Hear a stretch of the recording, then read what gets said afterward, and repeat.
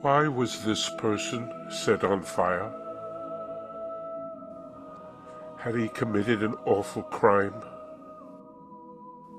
Any crime? Why are these persons so angry? Why are they and others like them doing this?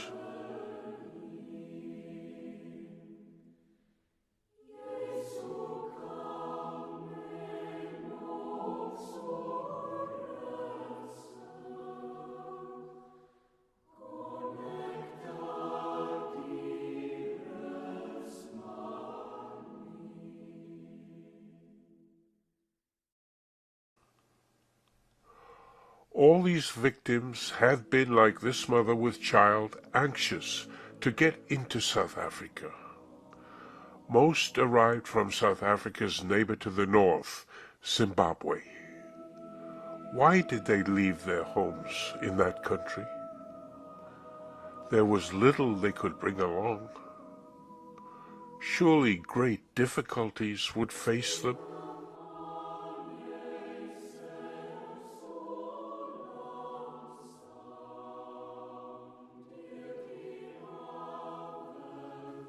How difficult they would not have imagined.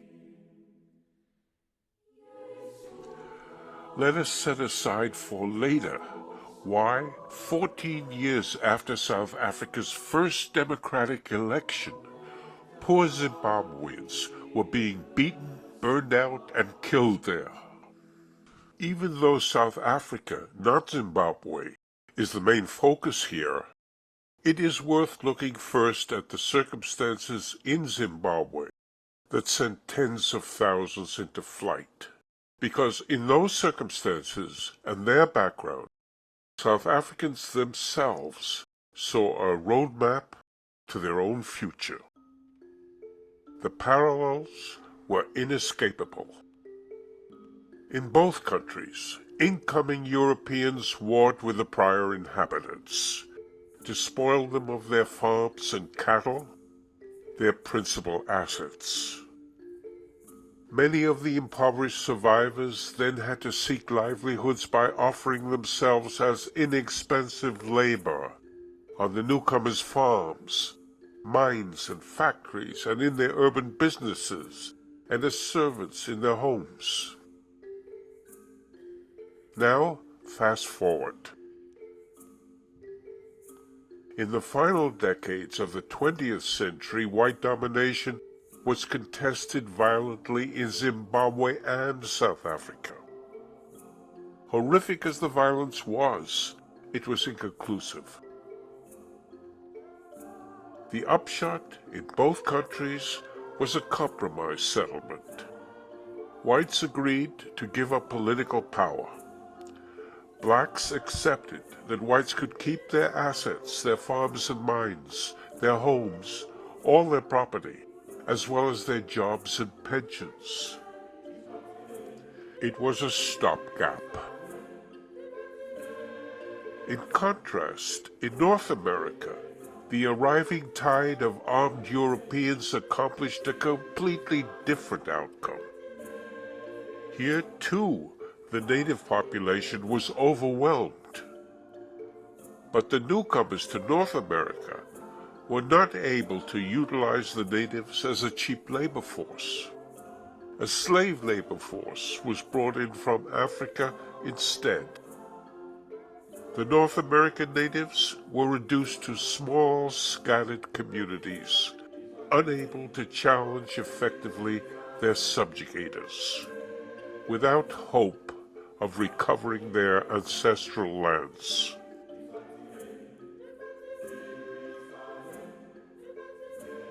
In 1890, a force equipped with artillery, machine guns, rifles, and pistols, the so-called Pioneer Column, entered the area of modern-day Zimbabwe.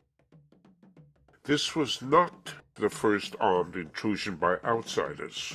Just a few decades before the Pioneer Column arrived, a breakaway Zulu-led force, the Ndebele, known also as Matabele, had marched up also from the south. From Bulawayo, the military capital they established, and their other settlements, they subjugated many indigenous Shona-speaking farming communities.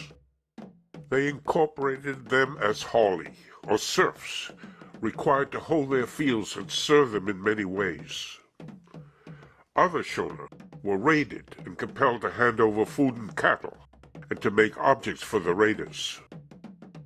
Still other Shona remained beyond the reach of the Matabele. But the Shona themselves had once been intruders. They first entered the area about 15 centuries ago. There were people there already. These were families of hunter-gatherers. They lived off the wild plants and the wild animals, as had been practiced there for 100,000 years. What happened to them has been long forgotten.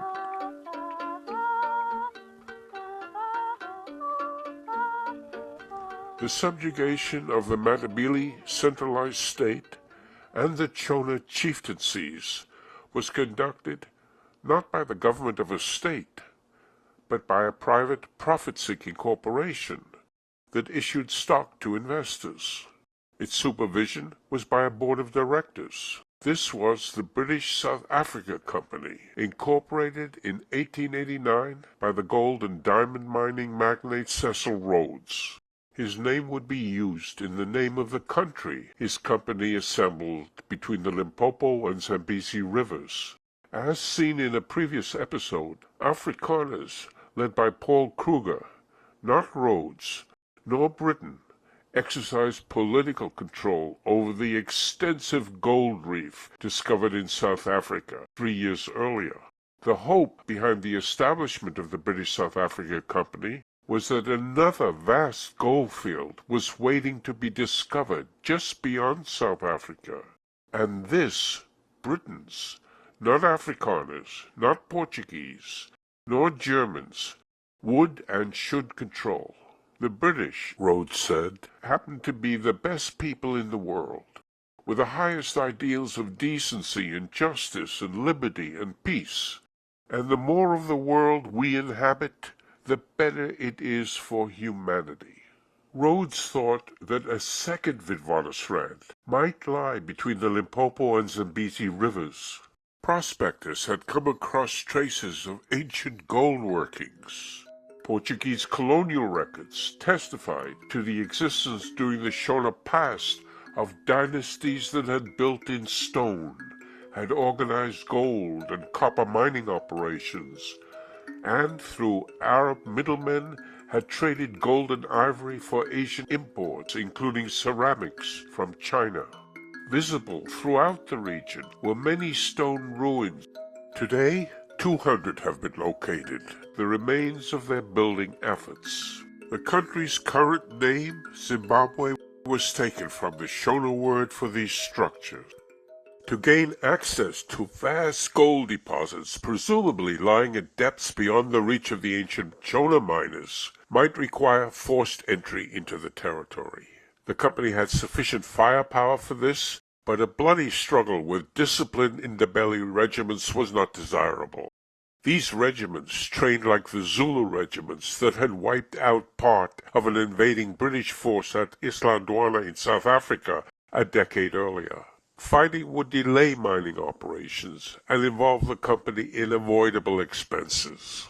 The company's business interests would be much better served by obtaining the consent of the Ndebele leadership. Thus, 2 years after the opening of the South African gold reef under the authority of a Boer government hostile to Britain, Rhodes dispatched agents to Bulawayo to obtain, if possible, exclusive mineral rights over his territories from the Ndebele ruler Lobengula. A document conveying his consent would neutralize liberal opposition to imperial expansion within the British public and in Parliament. It would smooth the way for Rhodes to obtain a royal charter for his company. For 3 centuries, charters had been issued by European governments to private businesses, licensing them to occupy and administer foreign territories. Manhattan was established by a chartered business, the Dutch West India Company. Empires expanded, but taxpayers were saved the expense. A royal charter for Rhodes would also signal to others engaged in the scramble for African territory that the British South Africa Company had the United Kingdom's government covering its back. This would also encourage investment in the company's shares. First, though, Lobengula had to be convinced that it was in his interest to agree to Rhodes's agent's request for a concession, granting his company exclusive mineral rights in his kingdom. And he had to be convinced that he had no choice. Among 30 other concession seekers at his court, Rhodes's agents put forward that they alone represented the most powerful monarch on earth. Lobengula could have the most powerful lord of the earth on his side, or the most powerful lord of the earth against him. All he was being asked for was permission to dig a few holes in the ground.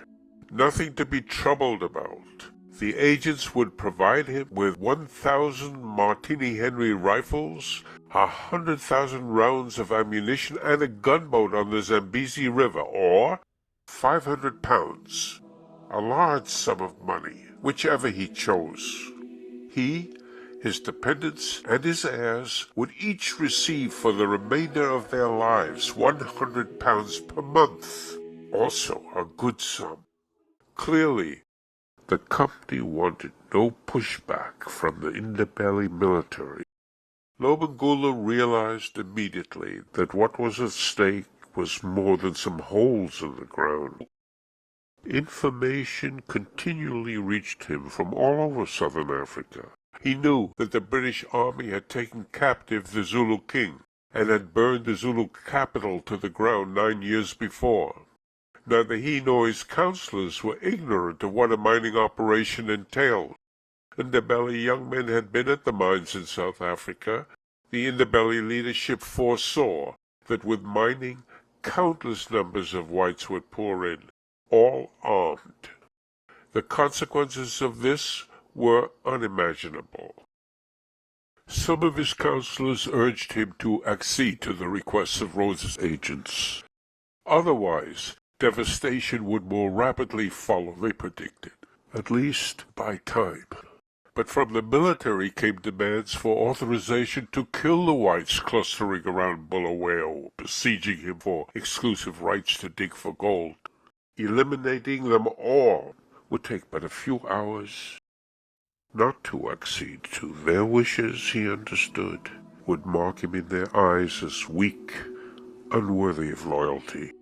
His least unattractive course was delay. Somehow, he managed to get the army chiefs to hold off. He did it about issuing the order to take delivery of the first 500 Martini Henry rifles that he was told were in storage in a building nearby waiting for pickup. What accepting these rifles would have meant was plain. Finally, after months of negotiations, Rhodes's agents made it clear in so many words that his time was up. An English missionary, whom he had known for years, told him that the document the agents had placed before him for his mark was an agreement that no more than 10 white men would be digging in his kingdom at any one time. The text of the document, which he couldn't read, contained no such limitation. The missionary was on Rhodes's payroll. Had Lobengula been able to read the text, it wouldn't have made much difference to him. He had learned enough to doubt what he was told by white men. 10 men only? Digging? At a council meeting, Councillor Lesingani asked him to explain how could men mine gold and yet need no land. Ndebele, who had been to the Kimberley diamond mines, had described the multitude of people needed, the great amounts of food to feed them, and wood for their fires and their shelters. He asked the missionary who had lied to him, "Did you ever see a chameleon catch a fly? The chameleon gets behind the fly. remains motionless for some time. Then he advances very slowly and gently, first putting forward one leg and then another. At last, when well within reach, he darts his tongue and the fly disappears. England is the chameleon, and I am that fly. When the actual details of what he had placed his mark to came out, as German business rivals of Rhodes made sure they did, Lobengula's course then was to attempt to invalidate the agreement and channel public fury against the councillor who had argued for its acceptance and was deemed to have received a bribe for his counsel. This man, his family, his relatives, 300 in all, his cattle and goats, his dogs, all were put to death. But Rhodes now had his mining concession in writing with Lobengula's mark on it. Soon after, the British South African Company was incorporated under a royal charter. Issuance of the charter drew in a host of investors, including Lord Cecil, the Prime Minister's son, and other members of Britain's aristocracy. The charter authorized the company to grant lands for terms of years or in perpetuity to whomsoever it wished. This provision exceeded the terms of the written mining concession on which it was based. The company was instructed to respect African laws and customs. In the event of a dispute between any chief or tribe and the company, Britain's colonial secretary would have final say, but the British government was not prepared to monitor the company's actions.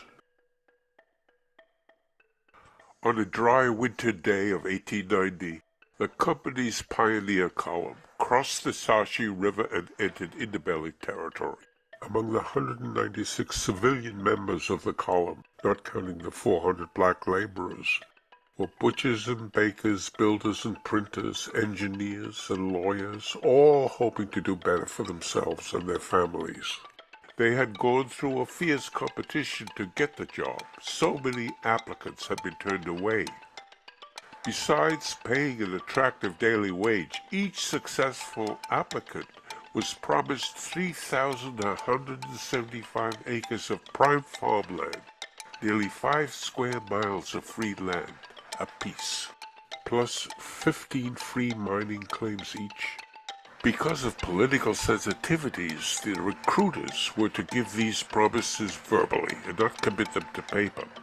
Yet there was no sense of invading a country to see someone else's lands. Everybody said it was mostly empty country they would be finding. Where there were people, these were savages, ignorant Kafirs. Didn't think to clothe themselves properly, completely uncivilized. Lived without knowledge of our Lord Jesus Christ, worshipped trees and rocks. Like the Kafirs in South Africa, not to be trusted. But for safety, 400 armed company police would ride along, and artillery, and, mounted on a wagon, a 10,000 candle power searchlight, energized by a steam engine-driven generator. This was switched on at nightfall to discourage Indabeli forces shadowing the column.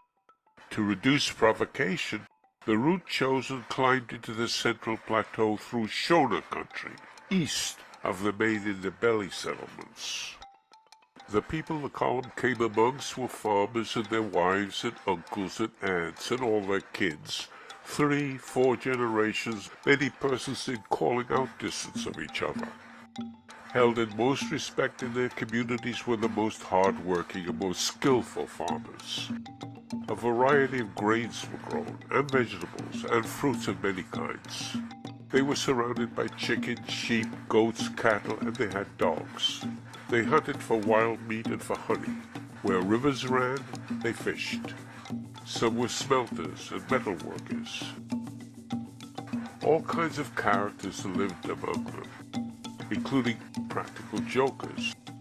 There were highly opinionated grandmothers, reticent grandpas, and vice versa.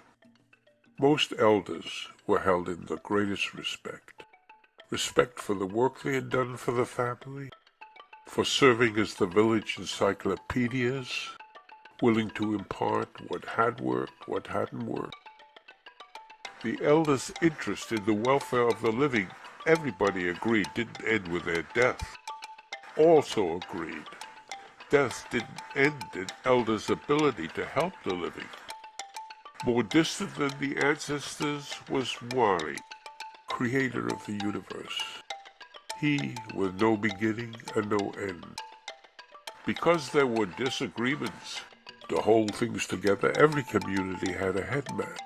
Included in his job was to try to settle every dispute between locals locally, before making them problems for the chief, who headed several communities.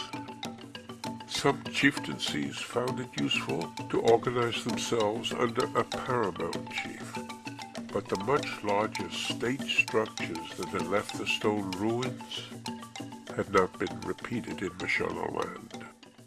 Shona, living further east of the track taken by the pioneer column, had had dealings with Portuguese traders and missionaries coming up from Mozambique for centuries. But for many people near the route, this was their first sight of white men. They had no idea that 1,500,000 acres of Shona lands had already been promised to these men. They saw nothing to fear, and expressed no hostility towards these strange newcomers. They were struck by the hairiness of their faces. Never having seen trousers, they referred to them in jest as the people without knees. The column's destination had been marked out by a pathfinder. It seemed to be empty land. On it, the settlers would build their capital, which they named Salisbury, after Britain's colonial secretary. But the land was not unclaimed. It was then being used for hunting and fishing by the people of Chief Harare. In 1980, after the first democratic election, Harare replaced Salisbury as the name of the city. Meanwhile, having arrived at their terminus, the pioneers were disbanded and were left free to peg their promised 15 mining claims and to ride off their 3,175-acre farms. Beyond driving in their boundary posts, they did little to interfere with Shona farming routines. They had come to dig for gold, not to farm, hundreds of miles from markets.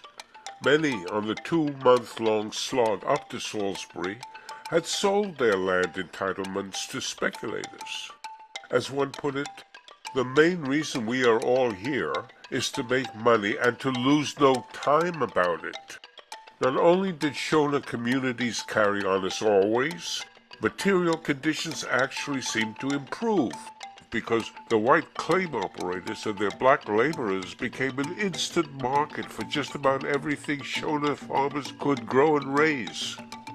Also, with some Shona villages in regular contact with their mining customers, there seemed less chance of their being beset by an in-the-belly raiding party as depicted here, where the booty had included both the contents of the headloads and the people carrying them. But Mashonaland revealed no rich vein of gold ore like the one in South Africa. After a year of diggings, less than 800 ounces were recovered. When this news reached Europe, British South Africa Company share prices fell sharply on the London Exchange. The company's cash reserves were almost exhausted. Rhodes thought, Matabele land must be where the gold really lay. But this was the Indabelly heartland. A peaceful incursion was unimaginable.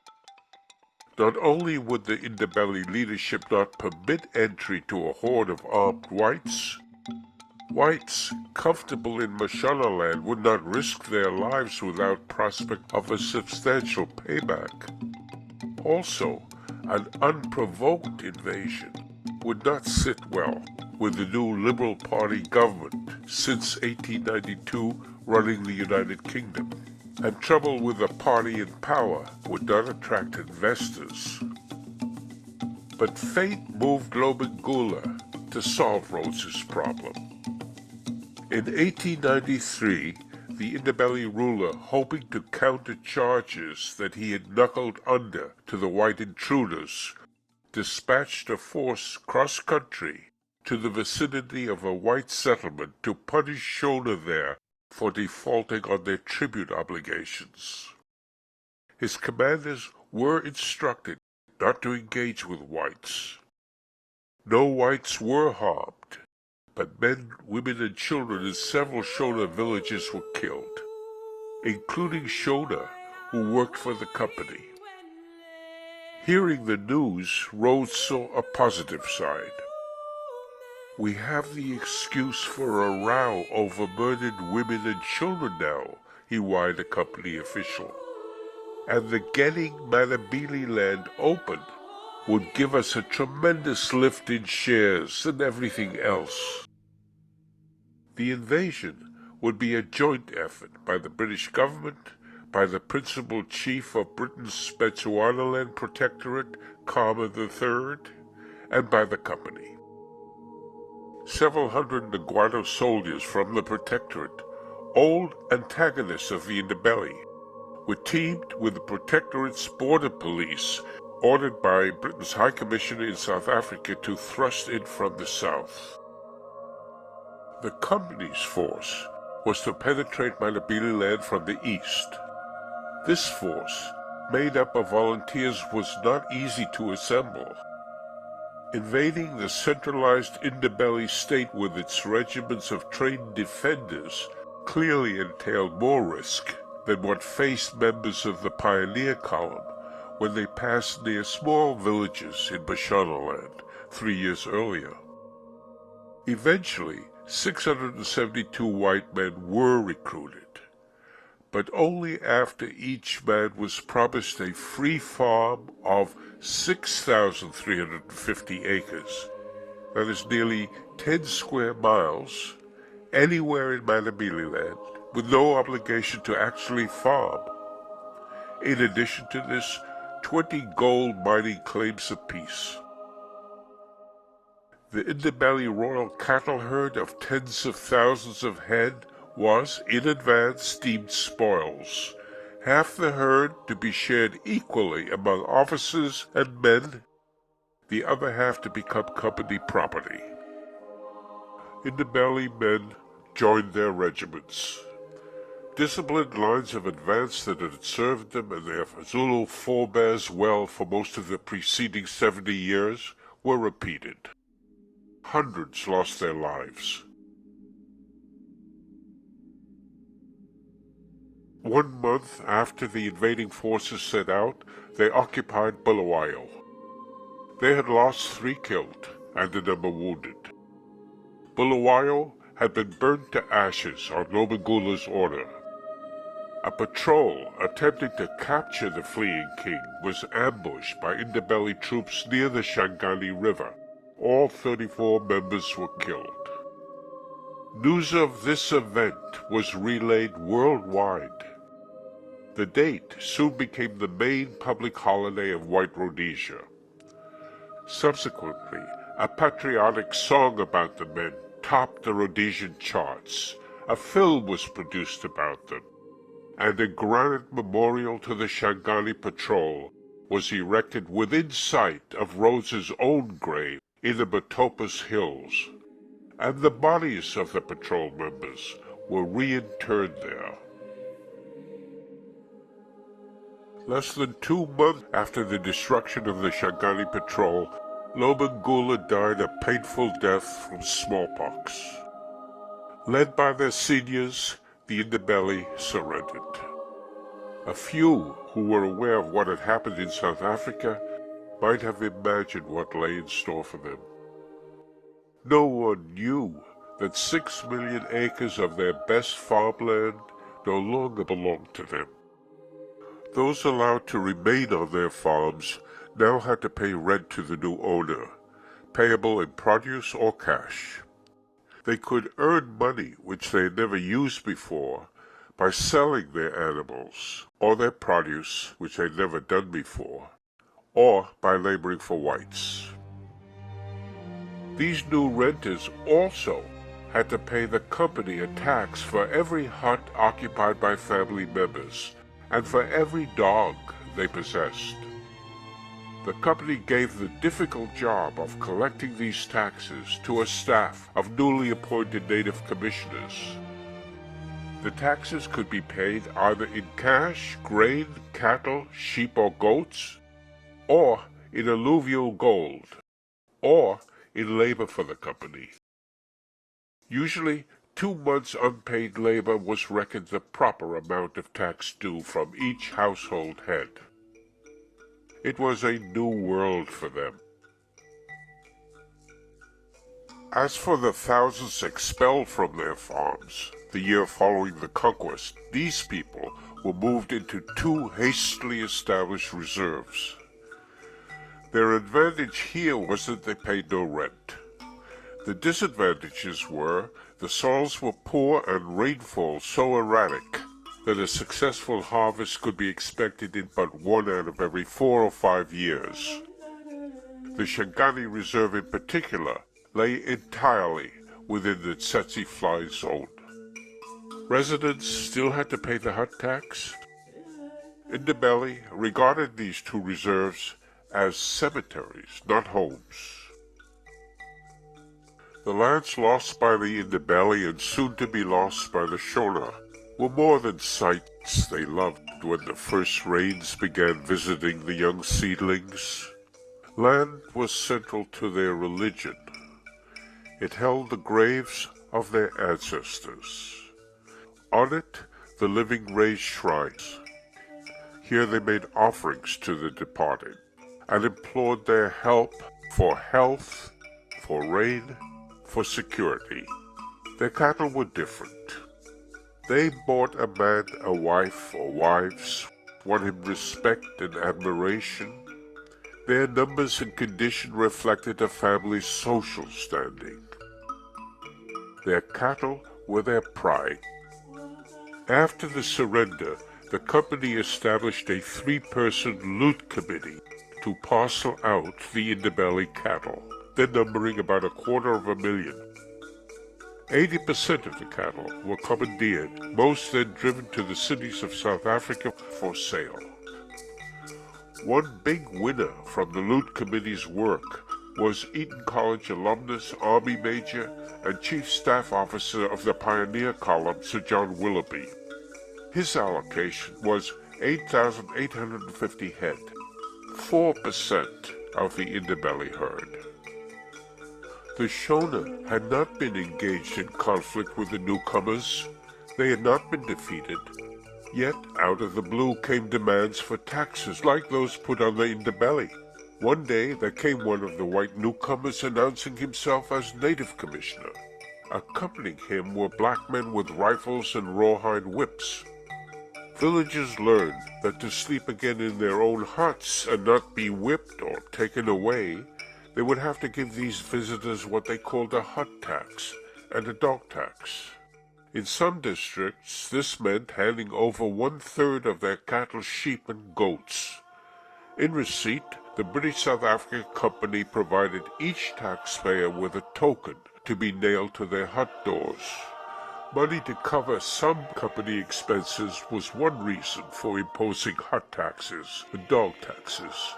A more pressing reason for these taxes, as Rhodes saw it, was to teach the native the dignity of labor. Without labor, cheap labor, the vast land holdings the company and the settlers were acquiring would be next to worthless. Acreages were vast, the new owners few.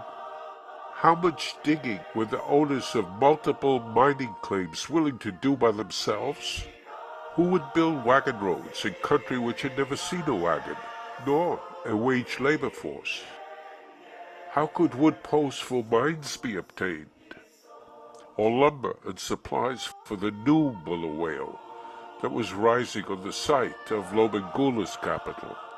Where, as most everywhere, there were no roads, how would all the necessary lifting and carrying be done? The quicker railroads could be built, the better for the company's share price. Labor. Labor. Just 4 years after the Ndebele surrender, a railway from South Africa reached Bulawayo. Next, the port of Beira on the Indian Ocean was linked to Salisbury.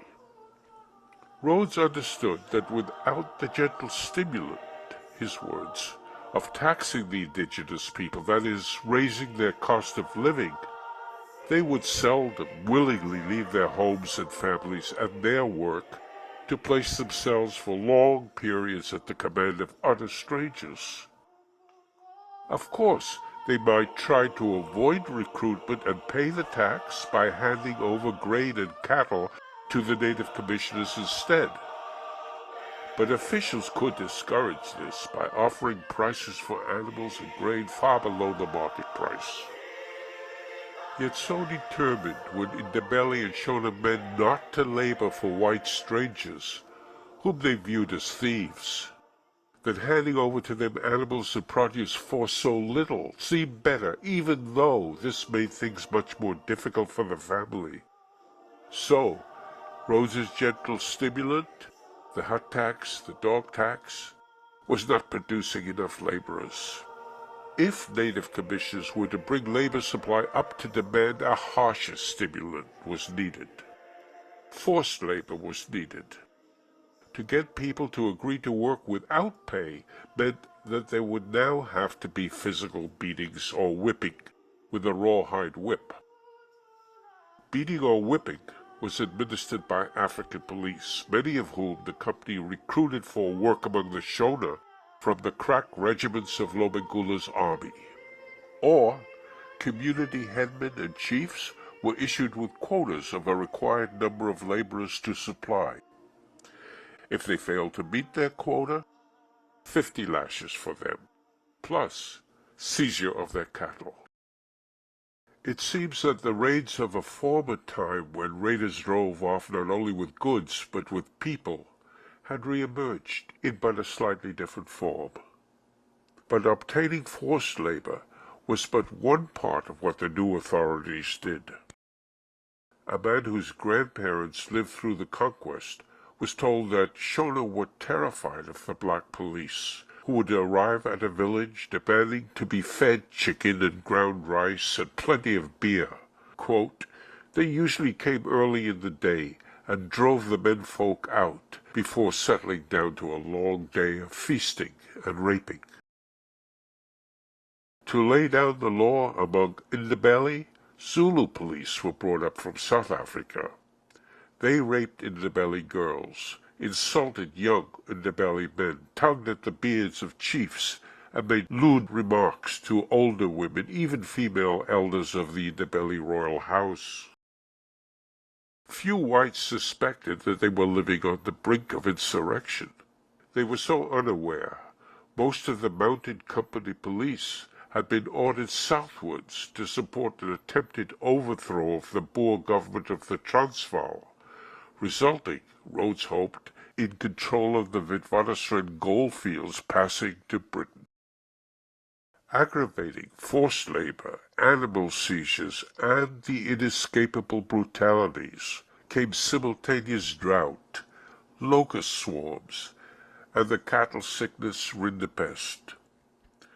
Whites attempted to control the spread of this disease by shooting healthy cattle, a measure that had little effect and seemed preposterously destructive to Africans.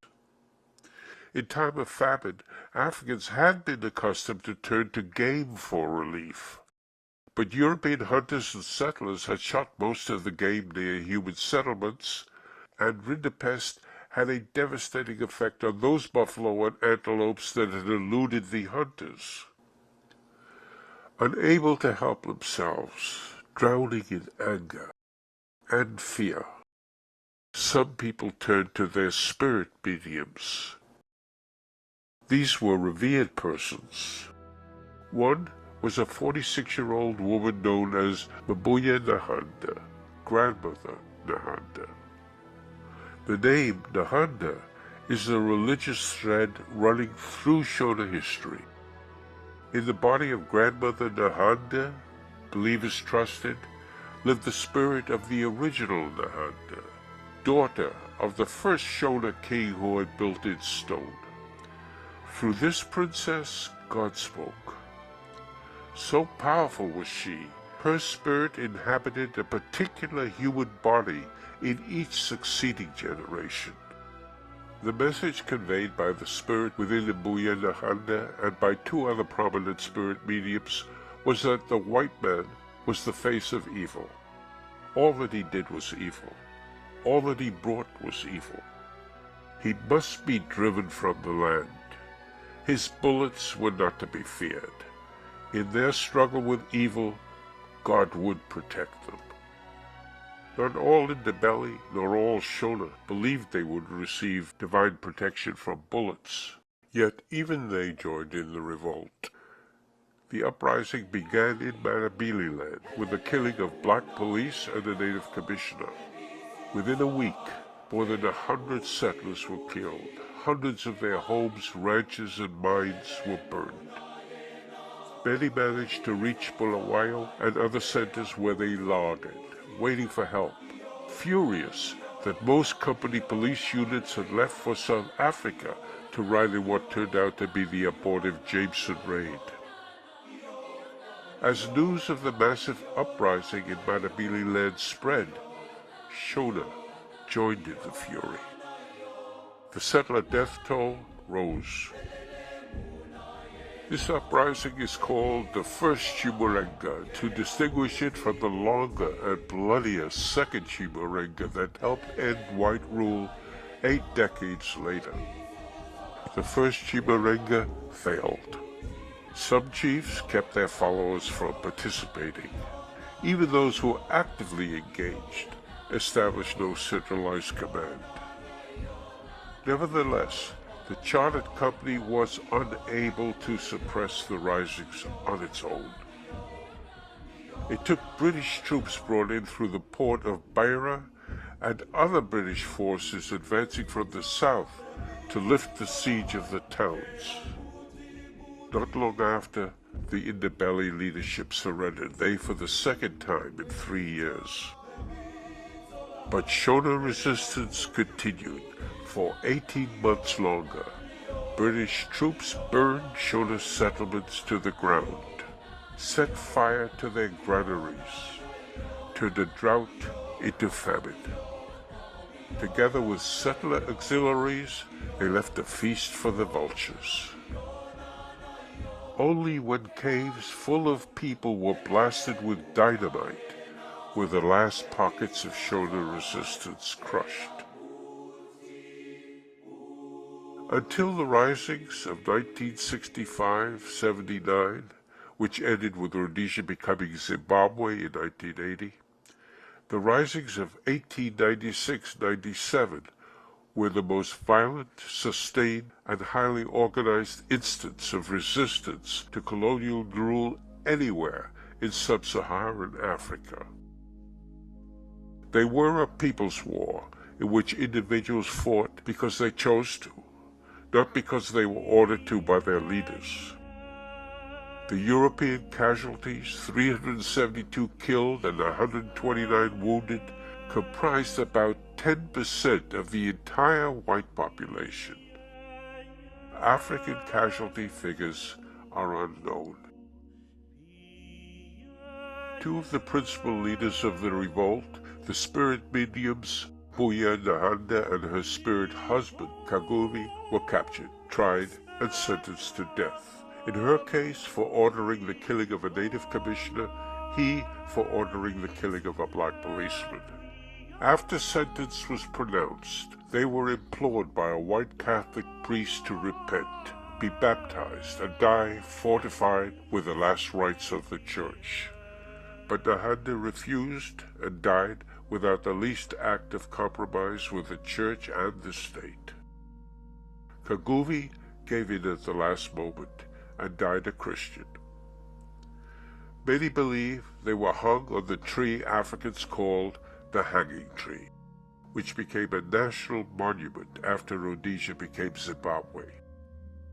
A postage stamp was issued in commemoration. In 2012, the 200-year-old tree was struck by a truck. The 1893 invasion of Matabeleland and defeat of the Ndebele had not put the company to great expense, only £66,000, company officials reckoned. But the uprisings 3 years later were different. They took much longer to suppress, and at a cost over £7 million this time, the chartered company could not allow to be repeated and expect to stay in business.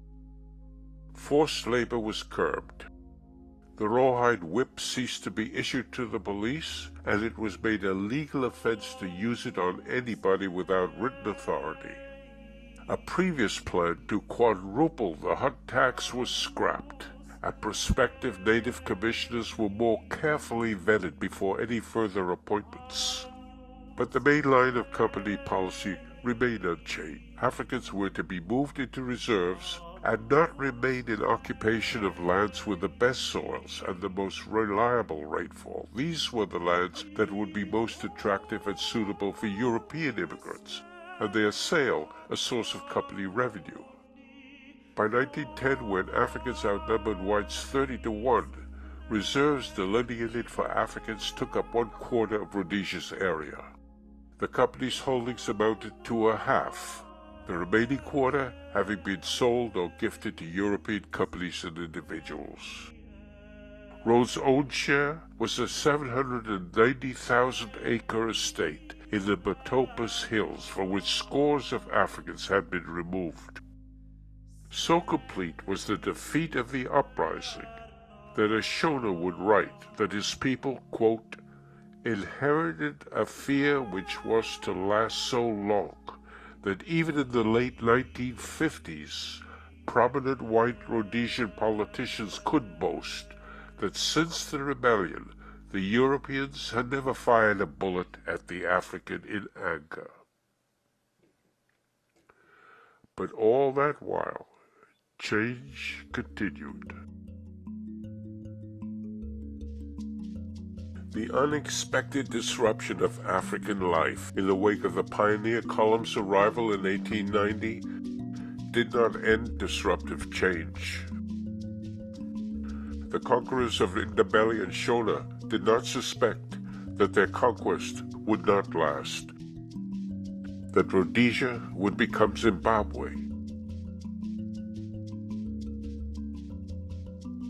that most of the farms they happily pegged out would be assigned to descendants of the people they had conquered, that most of Zimbabwe's white population, those young enough to think of starting anew elsewhere, would exit. What happened to bring so abrupt a turn in the wheel of fortune? For one thing, there was the work of Christian missionaries.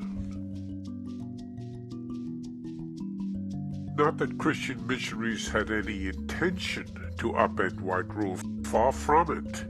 Early on in the territory, they learned that if proselytizing was to succeed, first, African political power would have to be broken. Just as in Europe, religious and political authority in African kingdoms and chieftaincies were intertwined. Missionaries in Lobengula's kingdom were quite appreciated for the medicines they dispensed, but they weren't able to gather a single convert. Missionaries unabashedly welcomed the invasion of Matabeleland in 1893 and praised the subsequent suppression of the Ndebele and Shona revolts. They expected that complete Ndebele and Shona defeat opened the way, allowing for a major turning by Africans to Christ.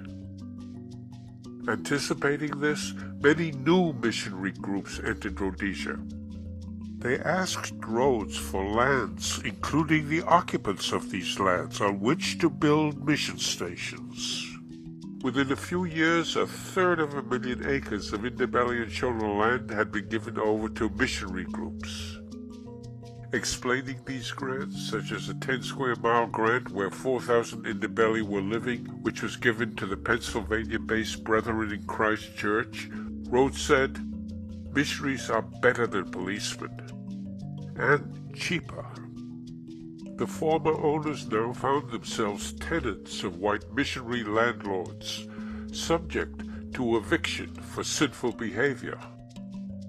A Zimbabwean writer tells how as a child he observed his family become terrified upon discovering that one of his aunts, then a young woman, was pregnant.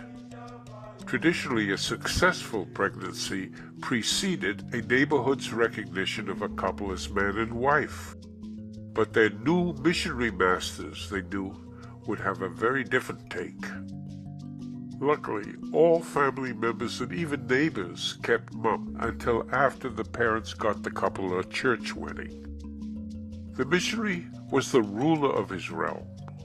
All landlords could evict tenants, but missionaries would also impose fines on them for unchristian behavior, like drinking alcohol.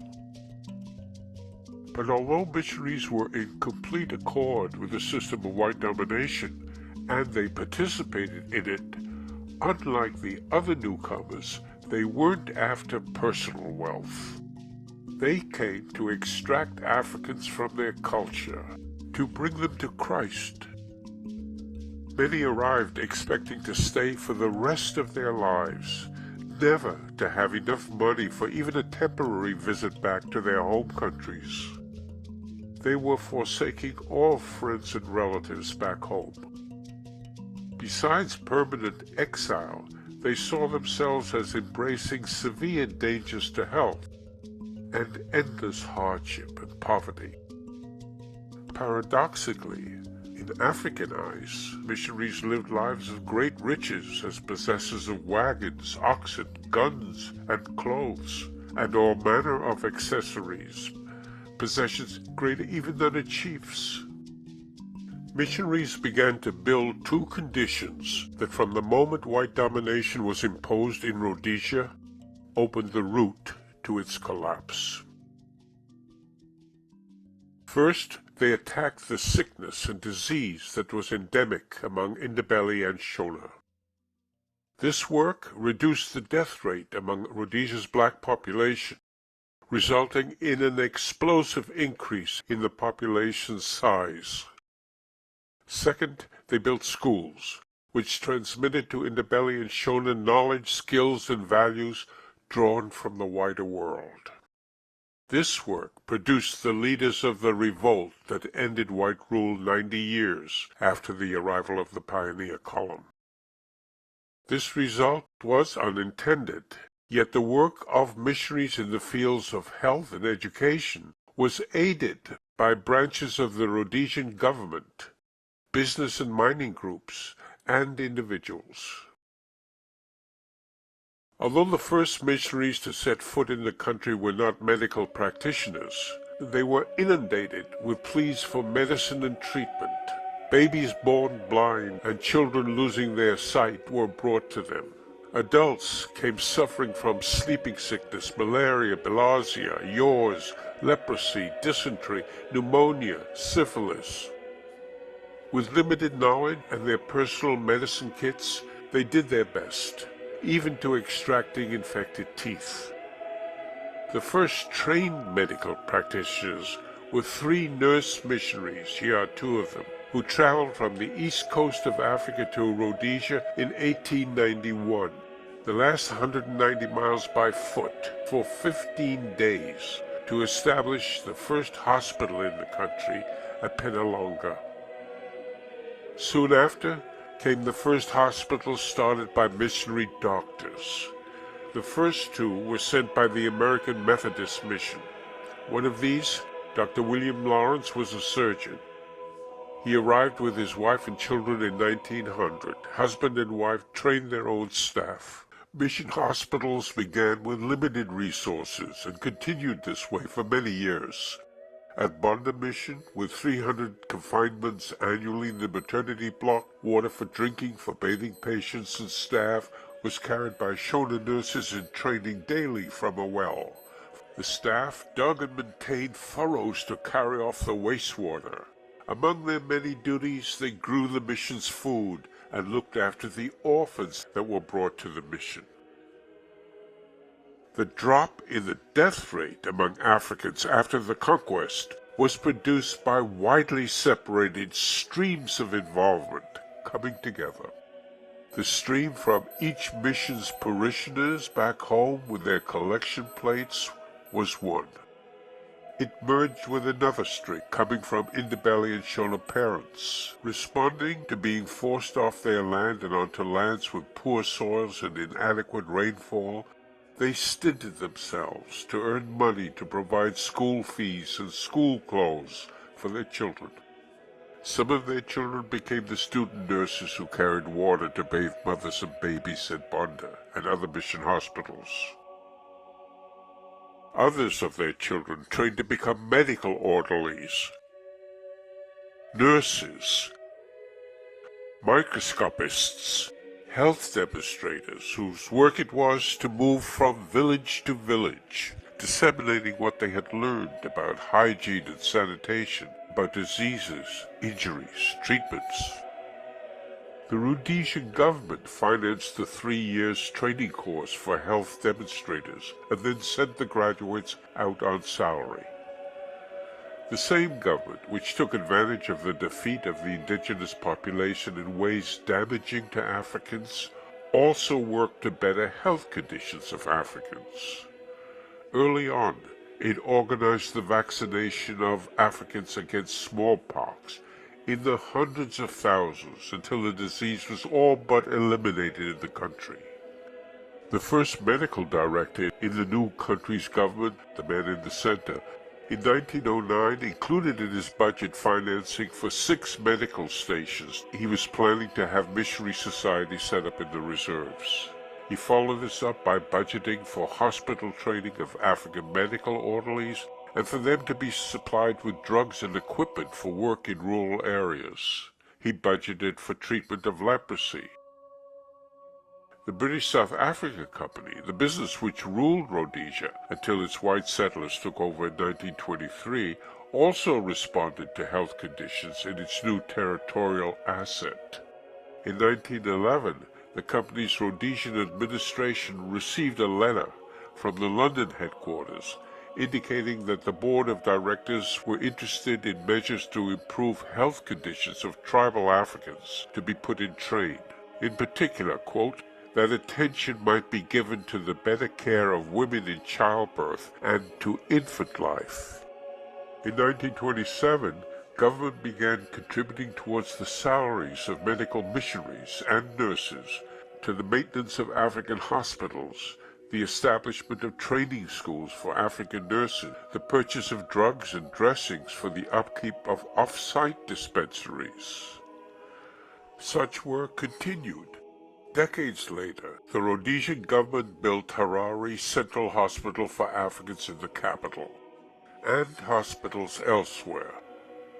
Individual whites also contributed to Africans' health. Many white farmers' wives held a clinic for their farm laborers and their laborers' families. In 1929, the Rhodesian Women's League pushed Salisbury municipality to establish venereal disease clinics in the town's African locations.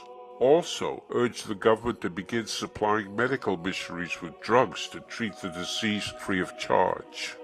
Of course, self-interest was involved. The great disparity of many white males and few white females present during the early days had slowly lessened, but it had not ended. Other private white groups fought tuberculosis. Salisbury's Rotary Club built a chest center in 1955, which the government supplied with X-ray equipment. African tuberculosis hospitals were opened both in major cities and in a reserve, and hundreds of thousands of Africans were X-rayed and vaccinated so that by 1968, hundreds of people were passing through the mass miniature radiography units before a single case was detected. Health conditions of Africans threatened not only the physical well-being of whites, but their economic well-being. During the early decades, most of Rhodesia's mine labor force was hired in neighboring countries. There was no transport. Recruits traversed hundreds of miles on foot, arriving famished, faint, and ill. A third suffered from scurvy. Many came without blankets and little clothing, and with burns on their abdomens and chests from sleeping too close to the fires they made at night during their journey. Many arrivals were soon dead from scurvy and pneumonia. The death rate fell after rest houses were built along the routes traveled by recruits, where they were fed meat, vegetables, and lime juice, and issued with a blanket and sweater upon continuing their journey, and as a result of hospitals being erected on several mines. The results of the conquest were not limited to the taking from Africans their best land and their labor. The results also included this. Rhodesia's African population was estimated at 500,000 in 1901, 4 years after the conquest was completed. In 1980, when Rhodesia became Zimbabwe, the UN estimated the African population at 7,289,000. It had taken all centuries prior to 1901 for the African population to reach 500,000. Only 79 more years to multiply this number more than 14 times. Had the U.S. population also grown 14 times over the same period, there would have been more than 1 billion Americans by 1980. Europe's slow rise in population numbers for thousands of years also became a massive, abrupt increase after wide application of scientific health measures during the 19th century. In Rhodesia and Europe, these measures sent death rates plummeting, while birth rates remained unchanged until urbanization pulled them down too.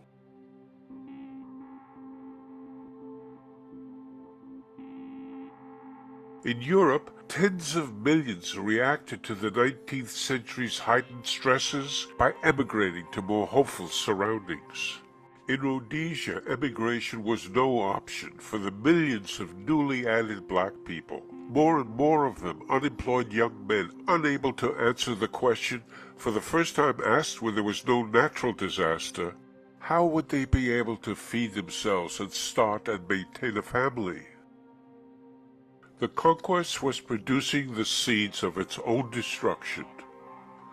Not only were the conquerors improving the health of the conquered, simultaneously they were transferring knowledge and skills and beliefs to them. In education as in health, the country's new masters were being moved in two irreconcilable directions. First, they were moved to imagine that what they had done and continued to do, taking land and labor from the conquered population, needed no more of a second thought than humans generally give when occupying the habitat of another species. Wherever they came from, South Africa, Britain, North America, whites had been thoroughly taught to see Africans as lower beings by every measure, mental, spiritual, social. Some whites were moved to call them baboons, others ignorant savages. They had never thought of the wheel. They were terrified of witches casting spells. They bought multiple wives with cows. They believed twins should be killed at birth. Best you could say is that they were childlike, but unlike white children who would soon grow up, it would take blacks 2,000 years to grow up. No surprise that municipal ordinances banned blacks from using pavements. Pavements were for people. All the while that white civilians and officials were emphasizing their differences from blacks, they were working to lessen these differences. They wanted Shona and Ndebele to understand and speak English, and not in 2,000 years. More than 40 years after the conquest, there were less than 4 whites in every 100 inhabitants of Rhodesia. Without the informal and formal quick transfer of skills, including literacy, to the defeated and their children, the lifestyle of many white mechanics and craftsmen A house with a pool, at least one servant and a car would have been impossible. In 1952, 1 out of every 4 whites in Rhodesia had a car, a ratio not reached in the United States for 25 more years. Missionaries took the lead in working to erase the white-black divide in knowledge, skills, and beliefs that existed when the pioneer column arrived in 1890. Missionaries were all for smashing by military assault Ndebele and Shona resistance to white rule and resistance to religious conversion. Left to themselves, these benighted heathen would burn in hell. But salvation through Christ was possible. The missions had been gifted large tracts of populated land by the British South Africa Company. The relationship missionaries worked to establish with the African former owners and still residents was special.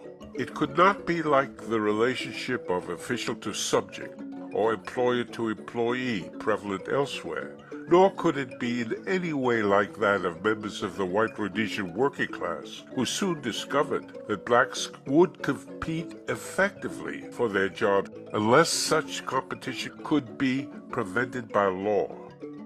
The lesson they strove to instill in white urban employers was that absent the protective presence of themselves, white workers, employers would find themselves at the mercy of black savage masses.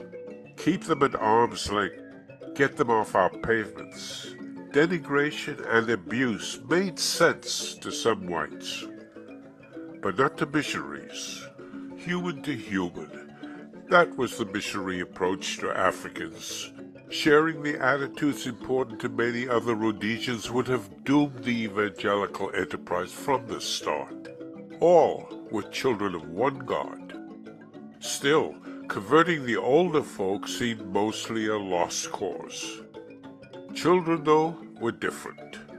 Attendance of both boys and girls at the mission schools Jesuits established at Chishawasha on Shona-occupied land was compulsory. Some Shona traditionalists objected loudly to allowing thieving whites to indoctrinate the children, but were shushed. Everyone knew their home stood on land no longer theirs. To cross the new landlords they feared would bring eviction. But few children objected attending the mission schools. So much there was new and different and not under the eyes of family elders. They learned that their daily chores of bringing water to their families for drinking and cooking were not sufficient. Why, water for personal washing must also be brought. They watched a teacher demonstrating how to wash hair, head, face, hands, and feet. A lesson rippling through the health of succeeding generations. They were taught sewing, how to make clothes to protect themselves from the morning chill and the burning noonday sun. They loved their clothes. The British South Africa Company, the chartered company running Rhodesia, wanted young Africans to learn a wide range of industrial skills to qualify them for different occupations. This was done. In the mission schools, pupils learned skills that help build and furnish the towns and service and clothe their inhabitants. They became brickmakers and carpenters, wheelwrights and blacksmiths. Some learned metalwork, others furniture making, shoemaking, plumbing. One by one, the mysteries of the foreign material culture were peeled away. But it was literary education that appealed most strongly to the pupils, and was essential to the evangelist's purpose. Initial communication difficulties fell away as missionaries learned the language of their students, and the children learned English. Less than 20 years after the arrival of the pioneer column, the Bible was being read both in Shona and in Ndebele translation, soon followed by other literature. Learning to read and write their home language was a tremendous boost to the youngsters' self-confidence. They were learning about places and peoples distant from Rhodesia, about their geography and history. One of the Jesuits' fathers, a Canadian, was so obsessed with love for his homeland, he had his Shona pupils commit to memory The names of and facts about many of Canada's lakes, its rivers, towns, cities, railways, islands, products. Far from finding these tasks burdensome, Lawrence Vamby, a pupil who became one of Zimbabwe's foremost writers, remembered this teacher with these words. To him, or so it seems, we were important enough to know about these facts, and that sharpened our thirst for education. During the 1930s, 40s, and 50s, extracurricular activities in upper primary and above in Brethren in Christ mission schools included debates between students. Topics had to be sanctioned by the missionaries. No surprise that evangelists did not approve these debate topics proposed by students. Resolved that African boys should be allowed to marry European ladies. Resolved that mission food be improved. Resolved that missionaries drink beer at tea time. Among approved topics were resolved that Europeans should go back to their own country. Resolved that Africans should be allowed to have guns. Resolved that polygamy is better than monogamy. This was debated before an audience of girl students. On the affirmative, a girl argued that where there were many wives, all the crops would be hoed, freeing men to hunt and provide meat so family members would be strong. After all, she said, who favors having one cow? A man with but one wife, she added, was like a car without a spare tire. The girl arguing for the negative declared that polygamy caused envy, jealousy, and stealing, and was sinful. The pro-polygamy side won the debate. The government was not happy about the attention missionaries were devoting to the literary education of Africans. Not only African children at the Shishawasha mission, older men, drivers, farm laborers, and domestic servants were sitting in classes with classmates young enough to be their grandchildren. But how else would the state find the educated personnel needed for the administration of an expanding conquered population? The white population was unwilling to tax itself to pay amounts that would have been required to hire and train whites themselves for all the jobs required: tax collectors, police sergeants, clerks, interpreters, chief messengers. Educated Africans were essential. But the numbers needed to be turned out at primary, secondary, and teacher training school levels soon overwhelmed missionary resources. The state then began to subsidize some of the expenses. Later, it began operating some government schools for Africans. The amount the government spent on African education remained tiny. In 1920, for example, government expenditure on white school children per head was 132 times greater than the spending on each African school child. 10 years later, the state collected 8 times more in taxes from Africans than it spent on the whole of African education.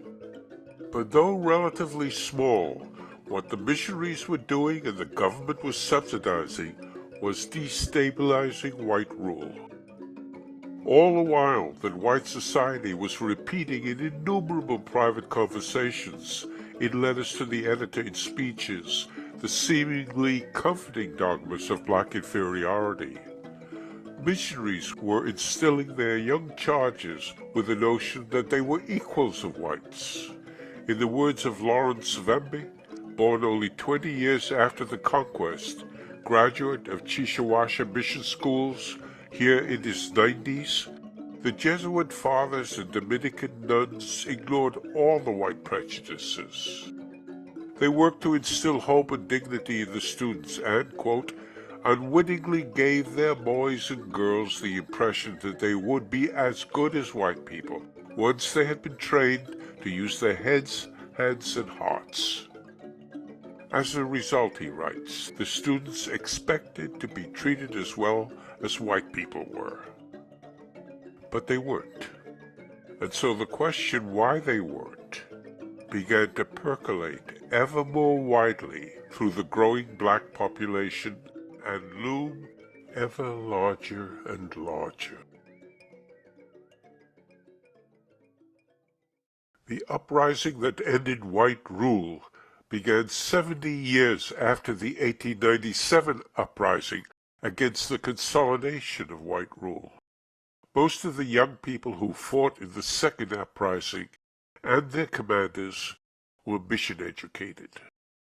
Most of the rebel political leadership which governed the country after independence was mission-educated, from President Robert Mugabe on down. The danger of educating the conquered population was not lost on white leaders. 30-odd years into the life of Rhodesia, the white settler prime minister seen here and his chief native commissioner considered packing all advanced natives, their words, out of the country and into British-ruled territory to the north, so that southern Rhodesia, as it was then called, would, quote, be freed of the embarrassing necessity to consider native interests. In 1934, the two went to London to propose the expulsion of educated Africans, but the British government said no. It is hard to believe these men were serious. Rhodesia's economy would have collapsed. Although government spending on African education remained minimal, there were at the time hundreds of mostly missionary-run African schools and hundreds of thousands of African urban wage earners. All schools needed trained teachers, far more trained teachers than the number of white missionaries themselves. There was simply no way to limit African education to a bare ability to understand and speak English, plus a few vocational skills. Not only did the livelihoods of the white population require that there be years of academic training for many Africans, whites' protection from infectious diseases also required this.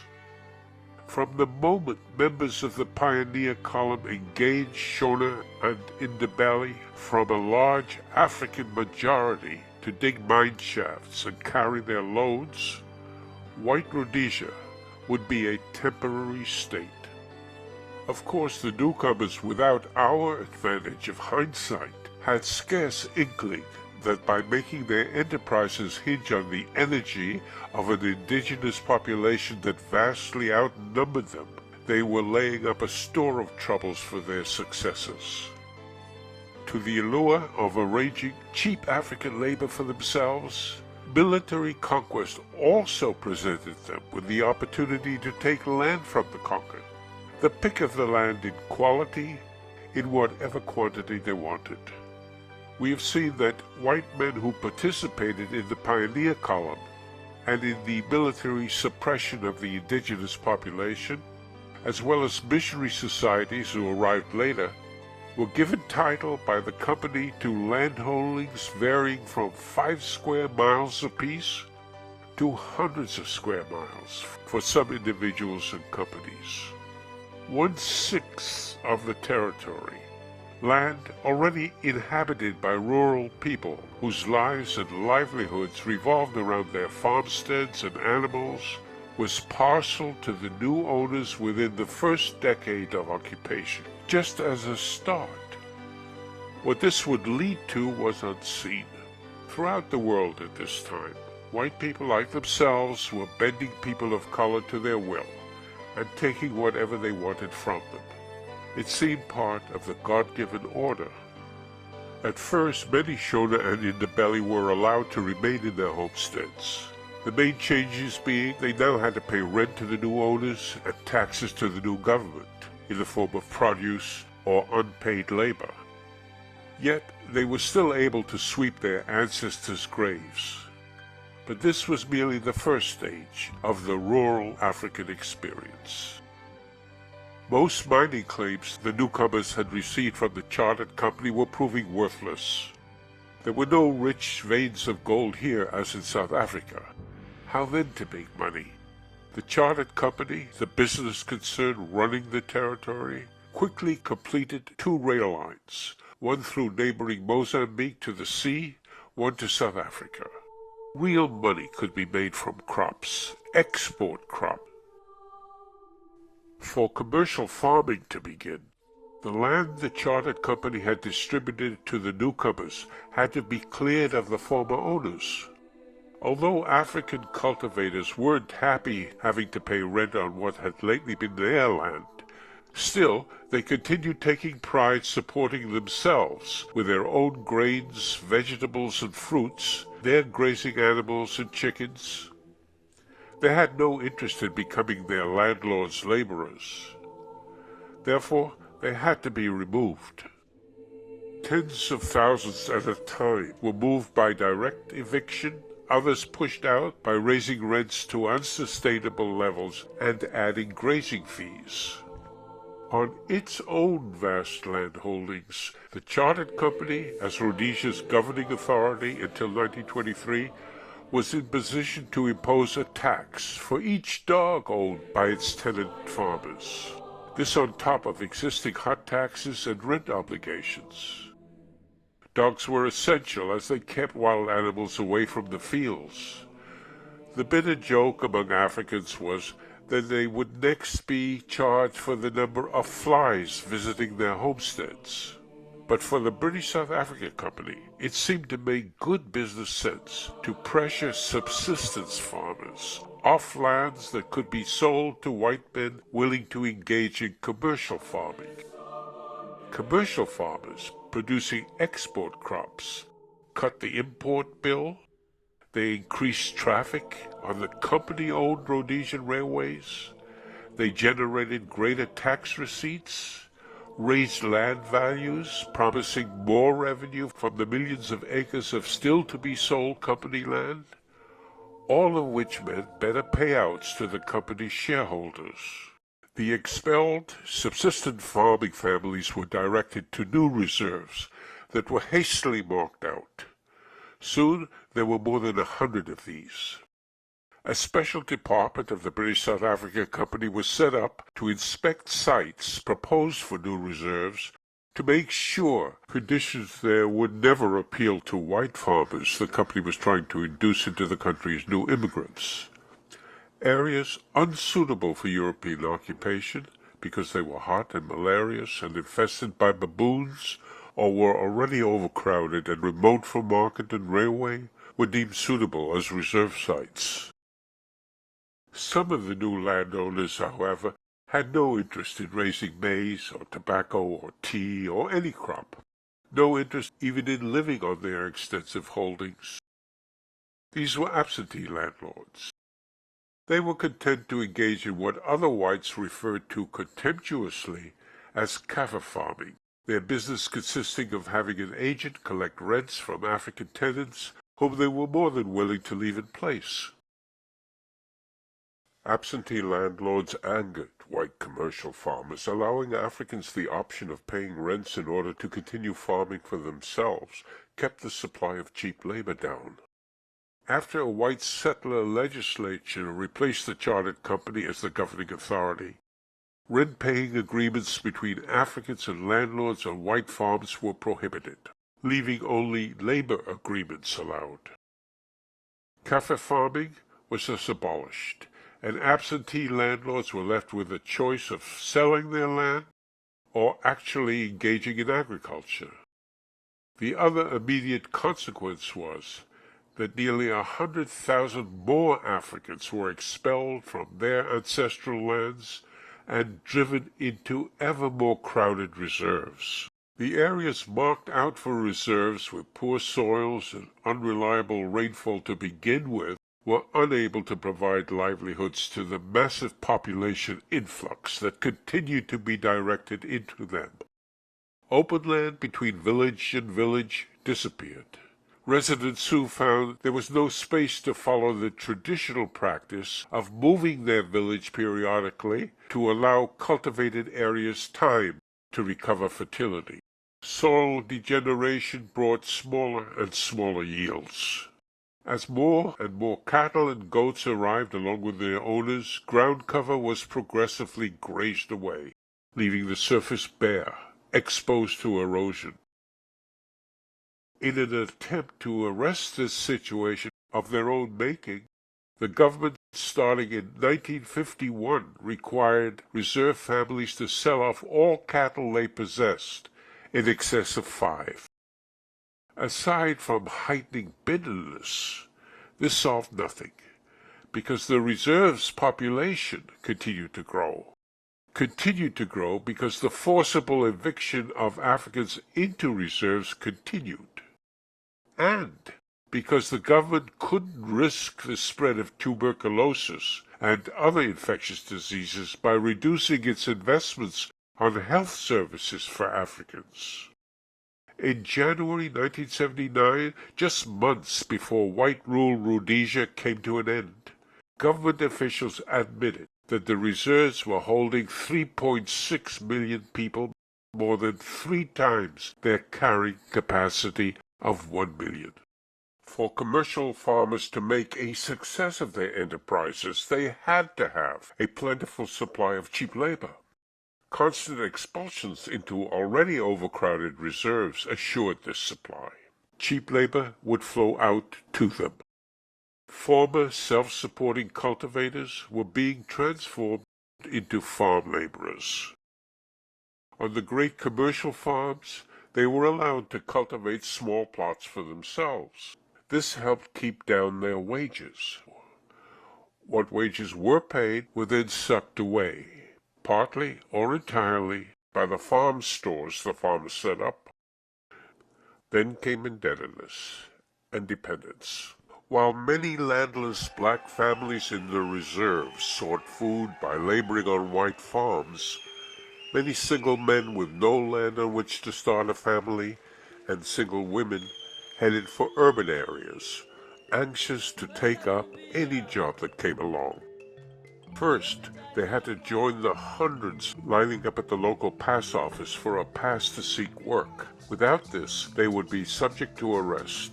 All of Rhodesia's towns and cities were designated white areas, in which no African could own a piece of land or be present for any length of time without official permission.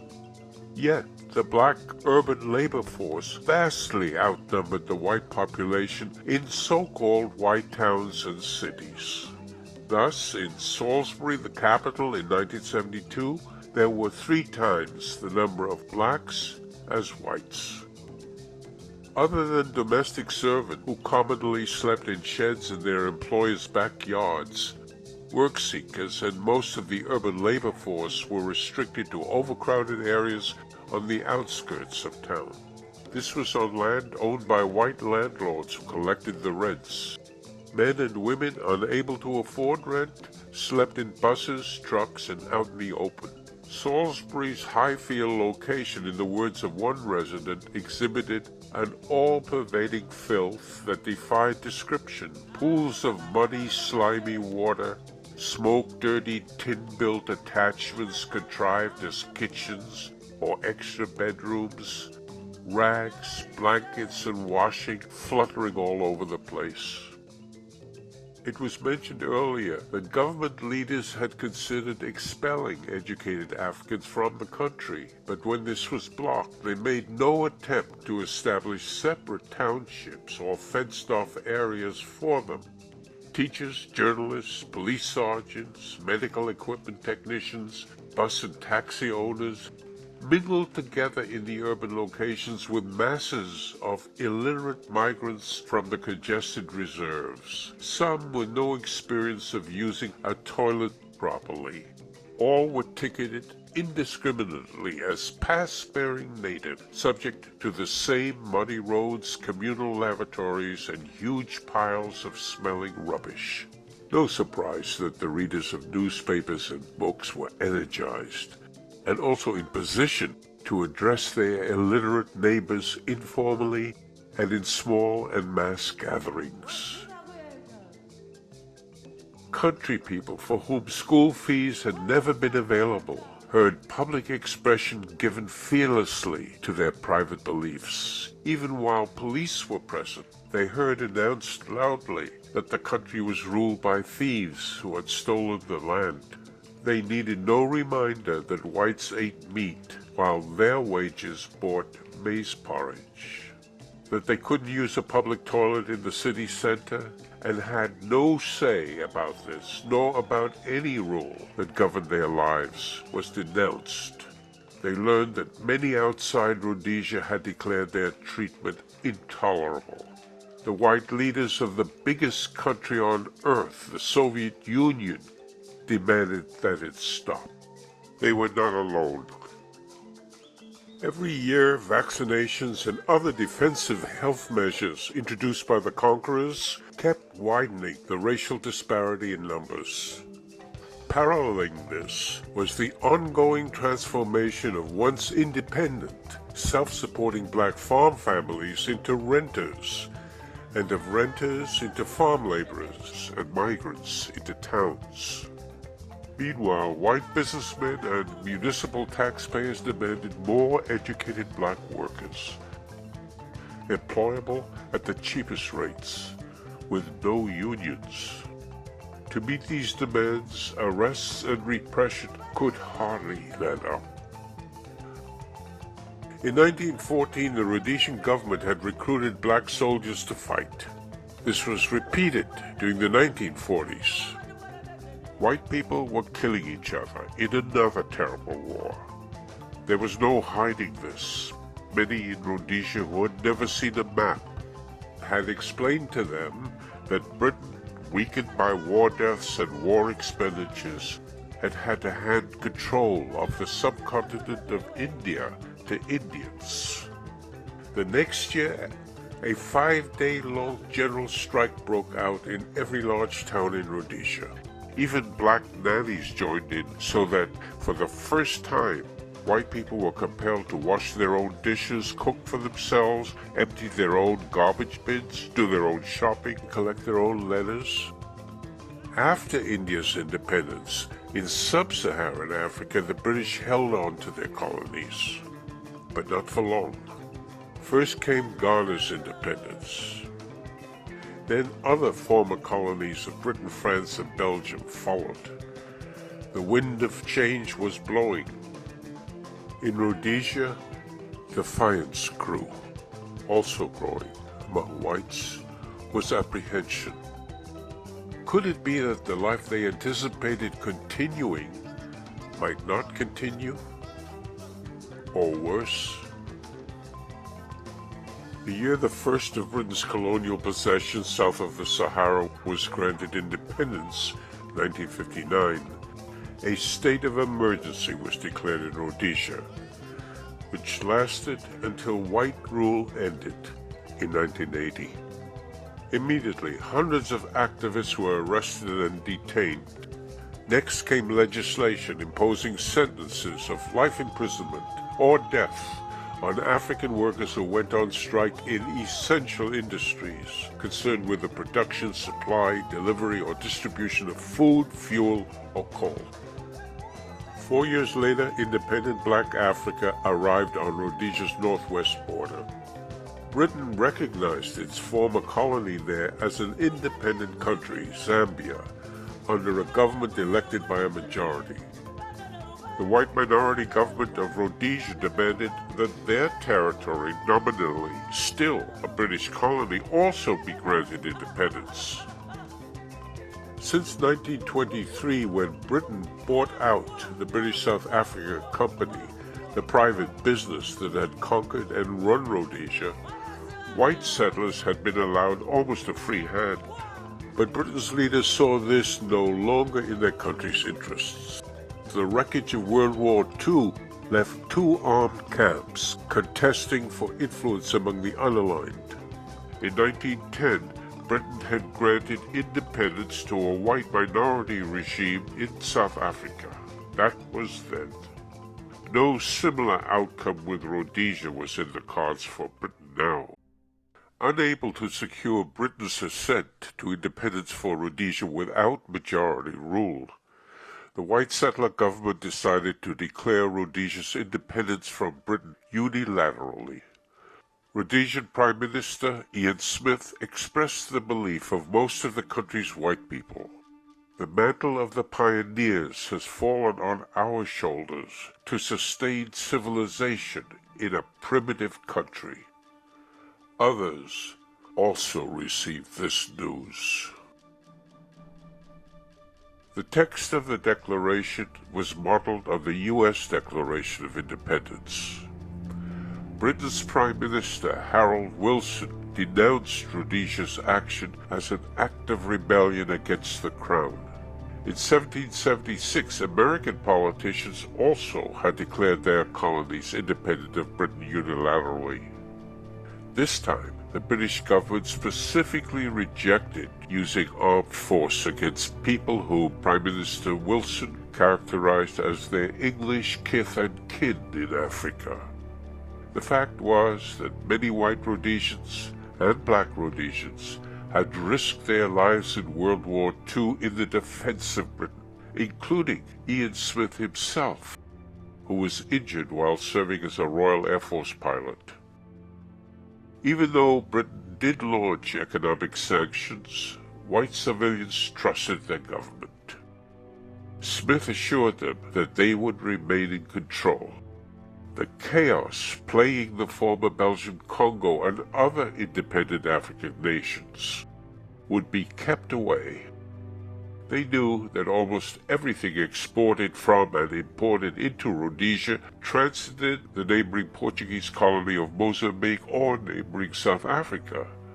The last thing Portugal and South Africa would allow was white Rhodesia's collapse from economic sanctions. Both Mozambique and South Africa were run also by white minorities. Portugal's dictator made clear that there was absolutely no chance he would allow Mozambique to become independent after more than 400 years as one of the great jewels of Portugal.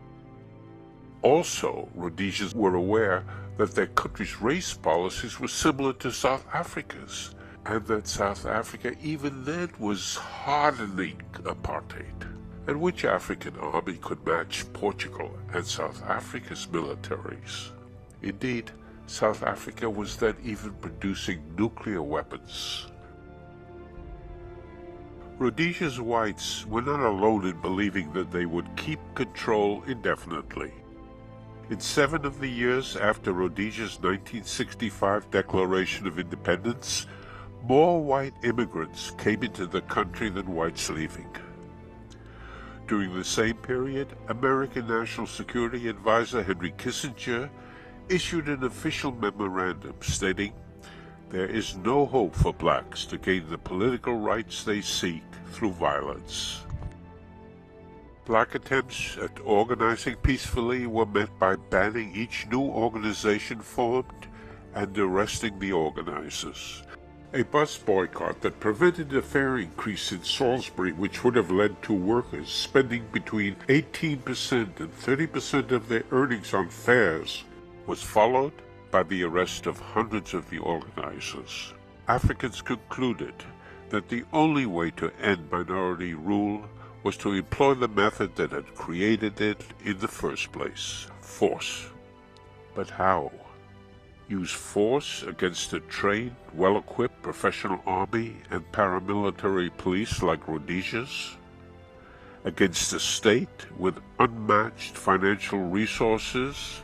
80% of the Rhodesian forces would be black volunteers. They would get, in addition to free food, clothing, lodging, and medical attention, pay 5 times the average black income. One black recruit who couldn't get a job after completing the equivalent of an 11th grade education explained, "I fight for Rhodesia or Zimbabwe. I don't mind. What I mind about is that I get enough for me and my future family and the family at our home." To obtain intelligence, the government would offer rewards of more than $3,000 to be paid in secret to anyone turning in an ordinary insurgent. Turning in a so-called senior terrorist would earn the informer more than $7,000.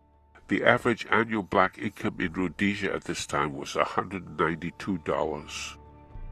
Not only were the guerrillas outnumbered from start to end of their struggle, Another shadow over the uprising was that they didn't operate as a single unified force, like George Washington's rebel army. They formed two distinct forces under separate contentious political groupings. The Zimbabwe People's Revolutionary Army, or ZIPRA, mainly Indabelli in composition, operated from bases in Zambia. The other, ZANLA, the Zimbabwe National Liberation Army, predominantly Shona, established its main camps in the province of Mozambique adjacent to northeast Rhodesia. This province had been wrested from Portuguese control by the Mozambican independence movement Frelimo, which had begun its own guerrilla war in 1964, preceding the start of guerrilla activity in Rhodesia.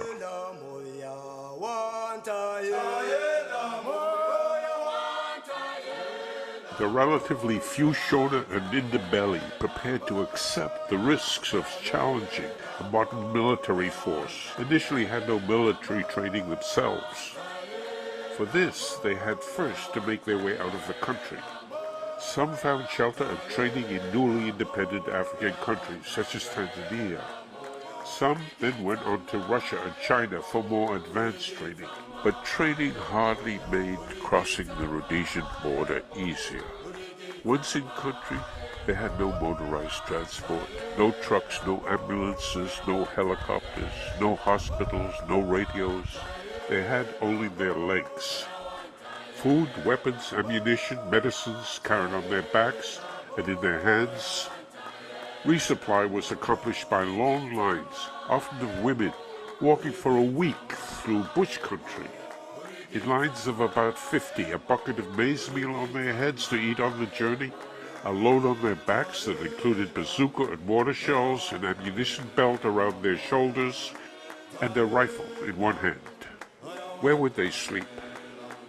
Would their movements be revealed in a countryside full of impoverished people, and a government anxious and able to pay for information? The first guerrillas to infiltrate Rhodesia entered the northeast within months of Ian Smith's unilateral declaration of independence. One group attempting to blow up electricity transmission towers was located by Rhodesian police and police reserves, backed by helicopter gunships. All were killed. Another group attacked a farm, killing a white farmer and his wife. Of this group, some were later killed and captured. Others escaped back to Zambia. The following year, 94 guerrillas in rubber boats crossed the Zambezi near Victoria Falls. 30 were killed, 47 captured, and 82% loss rate. The Rhodesian forces, which included a battalion of the Rhodesian African Rifles, a black unit, lost 7 killed, 12 wounded. The political leaders of the insurgency by then were incarcerated in Salisbury Central Prison. They learned that incursions by armed guerrillas had not ignited a black uprising, as some had expected, nor had the confidence of the white population appeared to have been shaken. On the contrary, these first engagements and others during the rest of the 1960s showed that the insurgents were no match for the Rhodesian military. More white immigrants continued to enter the country than whites leaving. Even with international sanctions in place, it was evident to Josiah Tongogara, who became commander of ZANLA in 1972, that direct confrontation with a numerous and better equipped enemy was worse than useless. The mission-educated son of laborers on a farm owned by Prime Minister Ian Smith's parents, he had wound up in China for training in Nanking Military College and had absorbed Mao Zedong's belief that a rural insurgency would not be successful without first winning the loyalty and support of the local population. Studying with him in China was Samora Machel, who later rose to head Frelimo, the Mozambican guerrillas fighting Portuguese rule. Frelimo had won control of Tete province, abutting the Rhodesian border, and here Tongogara was able to establish Sanla camps to stock materials and train recruits coming in from Rhodesia. Cooperation and training between Frelimo and Zanla occurred on every level. One Zanla recruit remembered that when he didn't understand what the term oppression meant, He was taken by a Frelimo guerrilla to a tribal court, and there watched people paying money to have cases heard, and noted that if a person could not pay, even though he appeared to be in the right, the finding was almost always in favor of the party who had paid. That, his guide said, is oppression.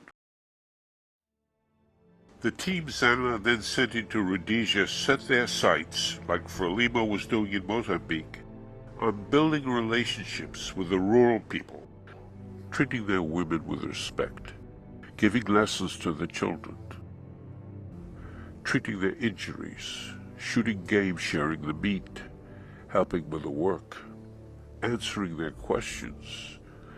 How would they defeat Smith? Would there be taxes after independence? How many cattle would one person be allowed to keep? Would the good land their grandparents once farmed be returned to them? Soon families in the reserves were not only feeding and sheltering guerrillas and concealing them from the Rhodesian security forces. Some family members were making round trips into Mozambique to bring back explosives and other materials. Thousands of rural teenagers and young men became the guerrillas' eyes and ears, reporting on security force movements, identifying informants. Some participated in mine-laying, some left the country to be trained.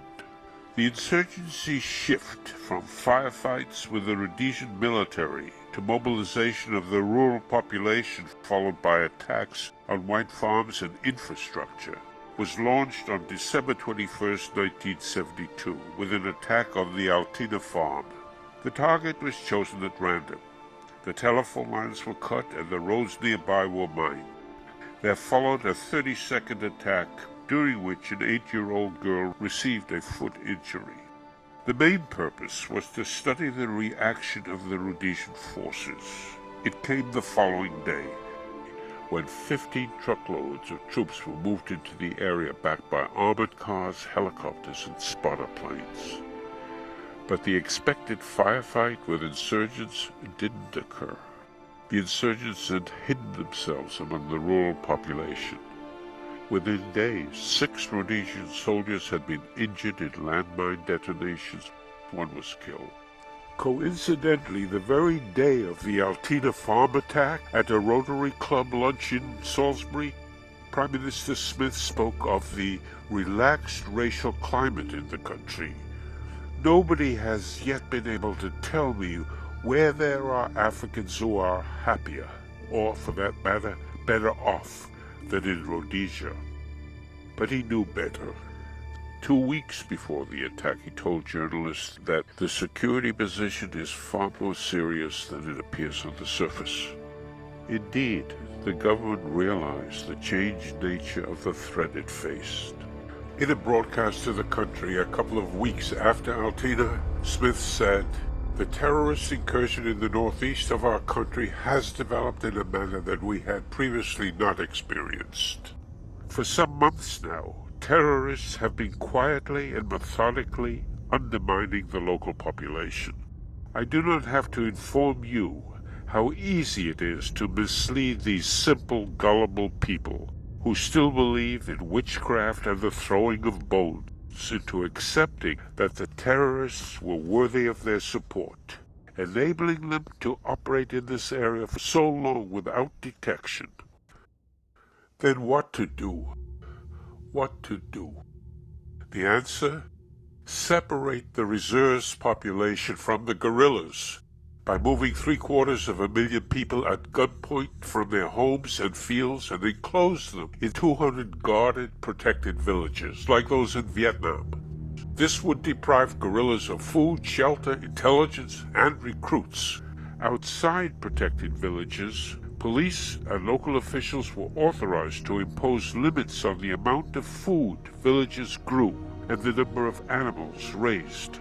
The idea was that reduced to bare subsistence, villages would have nothing to spare to feed guerrillas.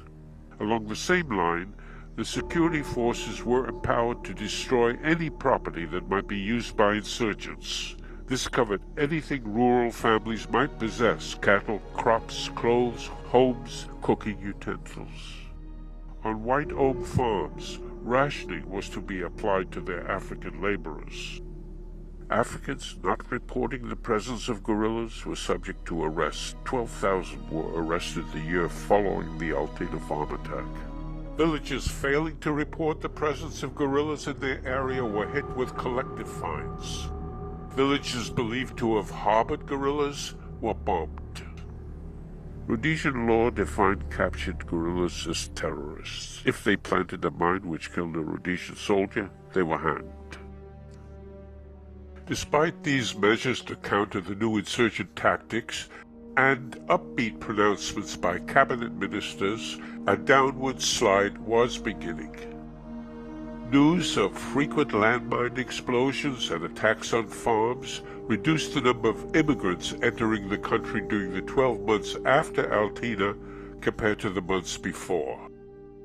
Long, incident-free stretches, as during the 1960s, were no more. Many whites were having to spend 8 months annually on call-up, causing business to suffer.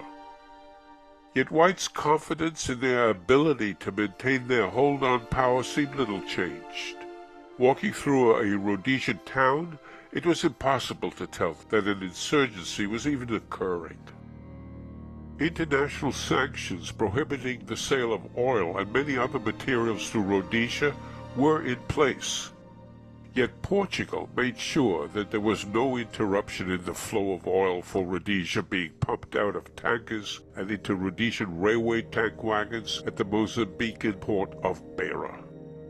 At the Bait Bridge border crossing with South Africa, always to be seen was a long line of trucks preparing to cross into Rhodesia. White Rhodesia had even more powerful supporters. In 1970, U.S. National Security Advisor Kissinger pushed for relaxation of U.S. sanctions against Rhodesia.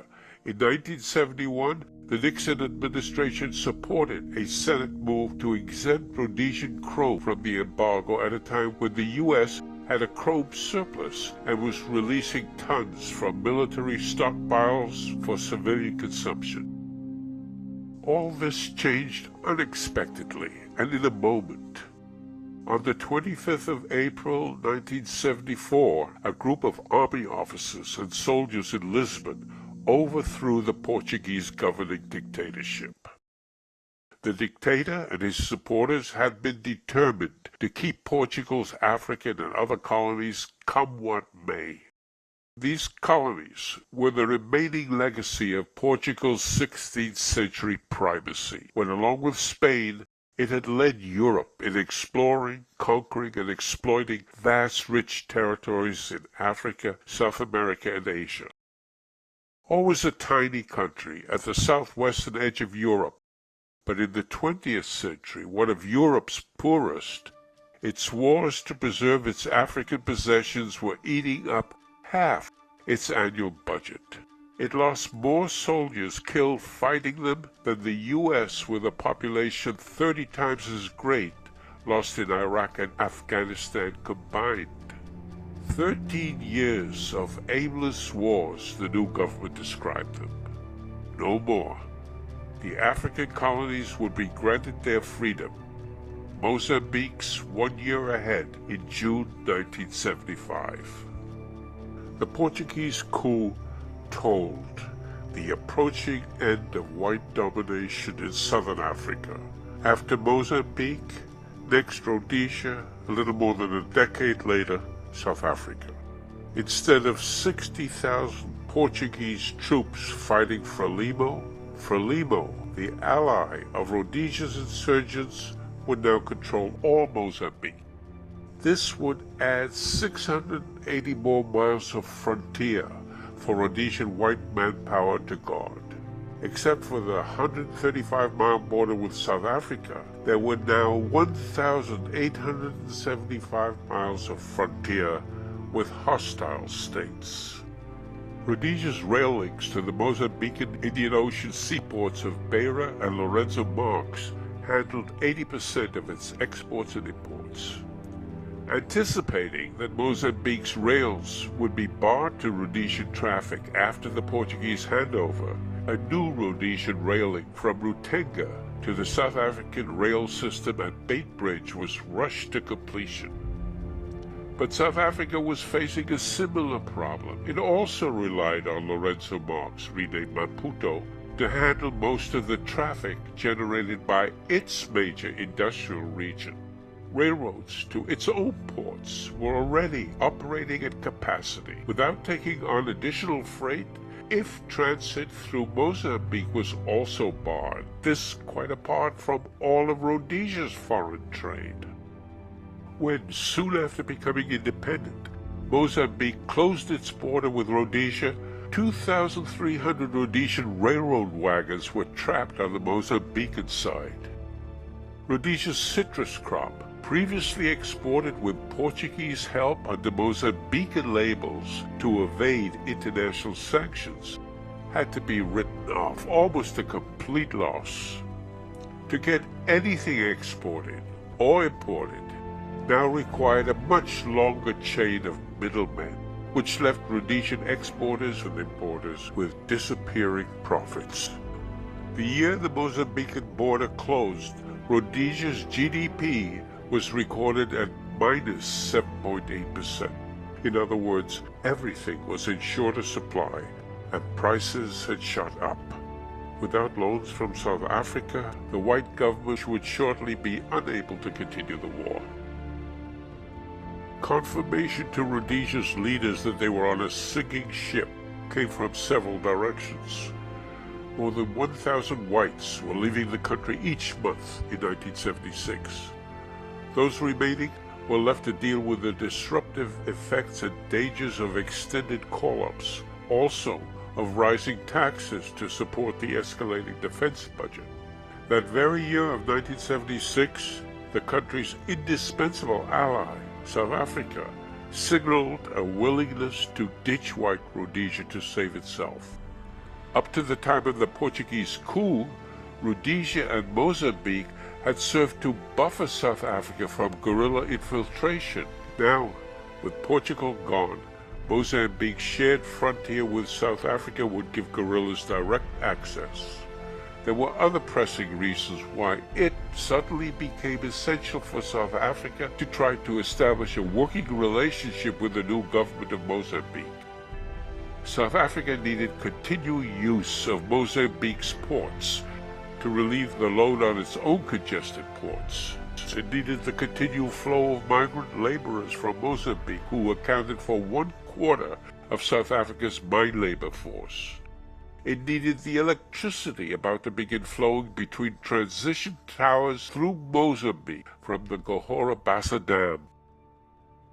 South African Prime Minister Forster clearly needed to improve relations with Mozambique and the outside world. Better relations might ensue if it was seen that South African action was compelling the Rhodesian government to moderate its stance against majority rule, and was bringing blacks into that country's government.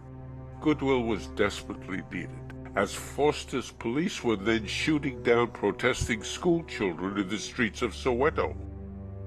Even if no such benefit resulted from making Ian Smith, as Smith complained, the sacrificial lamb, Forster understood that new black office holders in Salisbury would have a vested interest in strengthening the forces of counterinsurgency. This would improve the chances of defeating the insurgents. As a result, South Africa would have a less threatening northern border. Also, pressuring Smith to bring some blacks into his government as legislators and ministers might preempt Cuban military intervention in Rhodesia. Cuban ground and air forces were already in Angola, combating South African forces there, and that was bad enough. The year Frelimo took over in Mozambique, South Africa pulled out its 2,000-man force of combat police from Rhodesia. Next year, its 50 helicopter pilots and technicians were withdrawn. South Africa had been paying half of Rhodesia's defense budget. Abruptly, this stopped. Nearly all military shipments to Rhodesia were cut off. Fuel shipments were reduced. By these steps, South Africa drove Ian Smith into a semblance of power sharing with blacks. In its last stages, this saw Smith hand the office of Prime Minister to a black bishop, agreed to desegregate post office lines, allow blacks into swimming pools as swimmers. Most of the world saw this as mere window dressing. Real power, control of the police, the military, the civil service, and judiciary remained the monopoly of the white minority. International pressure against South Africa did not abate. The insurgency showed no signs of weakening. Mozambican authorities were not swayed by monetary inducements into cooperation with white South Africa. Left more desperate than ever, South Africa's government resumed sending war machines and troops, often troops in Rhodesian uniform, to fight in Rhodesia. During Rhodesia's final 5 or so years as a white-ruled state, the suffering of its inhabitants, soldiers, insurgents, civilians, became much more widespread. Casualties among white troops throughout the conflict were proportionately more than 10 times those suffered by the Americans in Vietnam. Unlike U.S. ventures in Vietnam, Iraq, or Afghanistan, there was nothing remote in Rhodesia about the dying, especially in the white farming half of the country and in the African reserves. Landmines were detonating vehicles at a rate climbing to nearly 6 a day. More than 5,000 people were killed or injured by them. Hard surfaced roads allayed the fear of striking a mine, but not fear itself. At any moment, one could be struck by machine gun bullets fired by insurgents hidden behind bushes along the roadside. Roadside ambushes increased to where travelers on all the major roads had to be lined up into escorted convoys. Even staying put did not make for safety. More and more white farms were attacked. Although white farmers armed themselves, built security fences, and established radio links to rapid response squads, this did not always save them. One white farmer or family member was gunned down on average every 10 days in 1976. Nearly twice as many the following year, nearly 4 times as many in 1978. Armed insurgents often avoided the artillery waiting at the main farmhouse, visiting instead the compound where the farm laborers lived, and ordered them to leave, in other words, leave their source of income. Laborers on a tea plantation who ignored an insurgent warning to quit were beaten to death. Without a labor force, farming could not continue. Progressively, entire districts were all but emptied of their farms. In one district, where there had been 160 farms, only 10 remained. Each lost farm, costing the state tax revenues with which to fund its counterinsurgency, and increasing the general misery. In Salisbury and Bulawayo, and in small towns where most whites lived, there were no attacks on them, and few physical signs that an insurrection was taking place. Black workers, as always, seemed glad to have work, while blacks in the security services kept watch on the thousands of refugees crowding into the locations from the inflamed countryside. Yes, the roads outside were not safe. What had happened to some farmers was tragic, but cities were safe. The war was in the countryside, where security forces' kill ratio was 9 to 1, sometimes 60 to 1. On certain operations, more than 1,000 to 1. Then the war came to white city dwellers. One of the popular vacation destinations for Salisbury whites was Kariba Lake, northwest of the city. The safe way to make the journey was to fly. On September 3, 1978, a 4-engine Air Rhodesia Viscount with 4 crew and 52 returning holidaymakers took off from Kariba, heading towards Salisbury. Insurgents fired a flare to mark the flight path. A waiting missile crew picked up the signal. Minutes later, as the plane passed overhead, still climbing, a SAM-7 heat-seeking missile found the plane, sending it earthward where it exploded. 38 died immediately. Insurgents then approached the wreckage, rounded up the 10 survivors they could see, and massacred them with automatic gunfire. 3 passengers survived by hiding in the surrounding bush, while another 5 lived because they had gone to look for water before the guerrillas arrived.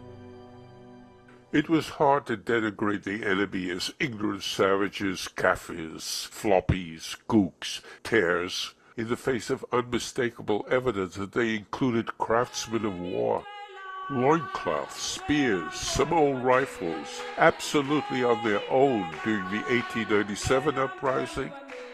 This time, ammunition belts, heat-seeking missiles, military instructors, money supplies, and local support from Black Africa, from the Soviet Union, from China. In February 1979, a missile brought down another Air Rhodesia airliner, killing all 59 holidaymakers and crew aboard. Suffering and fear and anger were all around.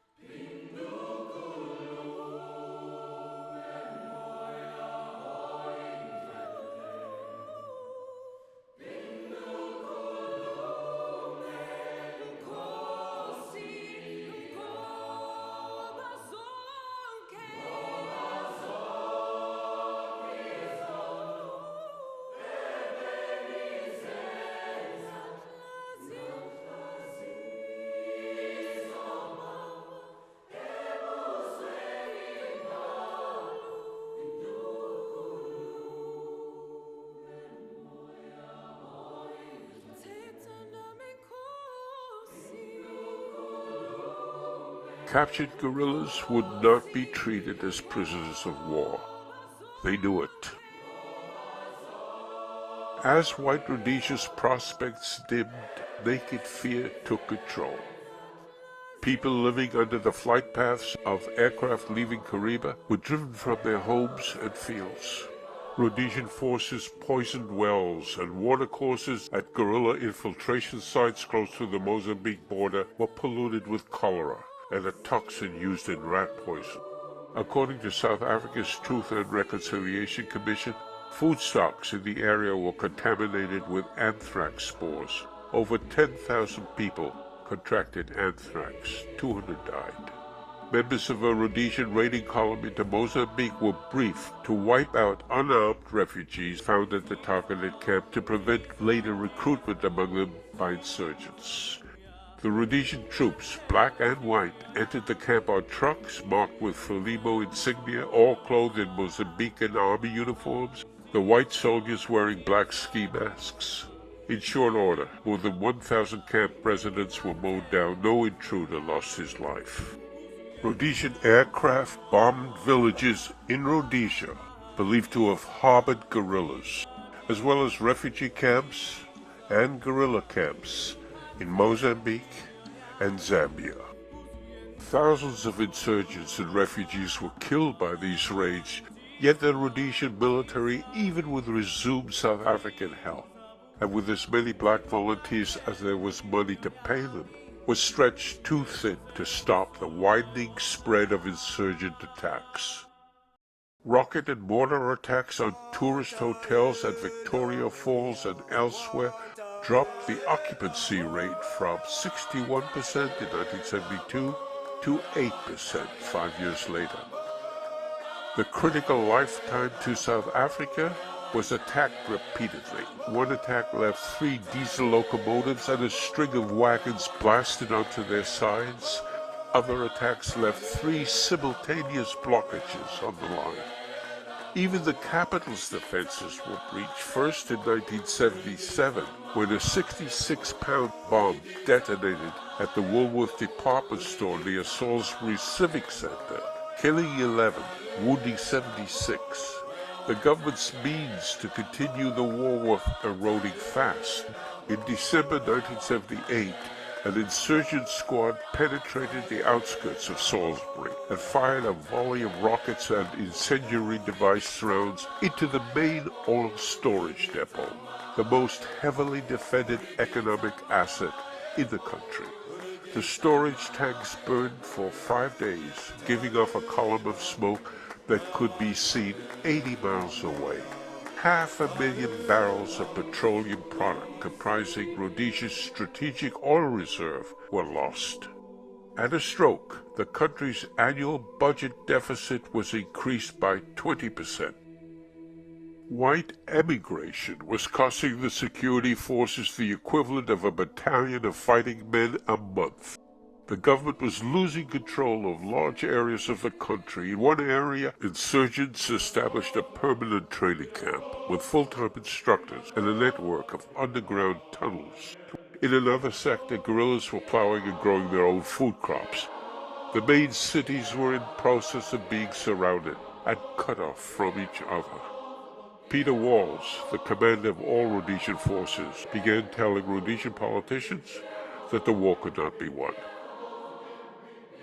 In August 1979, 39 Commonwealth heads of state led by Britain met in Zambia.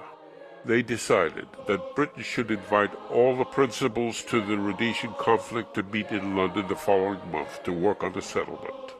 This was to include Ian Smith, who had been in rebellion against Britain for 14 years, but was now staring at military collapse, his titular successor, the token Prime Minister, Bishop Abel Muzorewa, and the insurgent leaders Robert Mugabe and Joshua Nkomo. A very different outcome seemed foreshadowed than the outcome that followed the crushing 82 years earlier of the first African uprising against their then new white masters.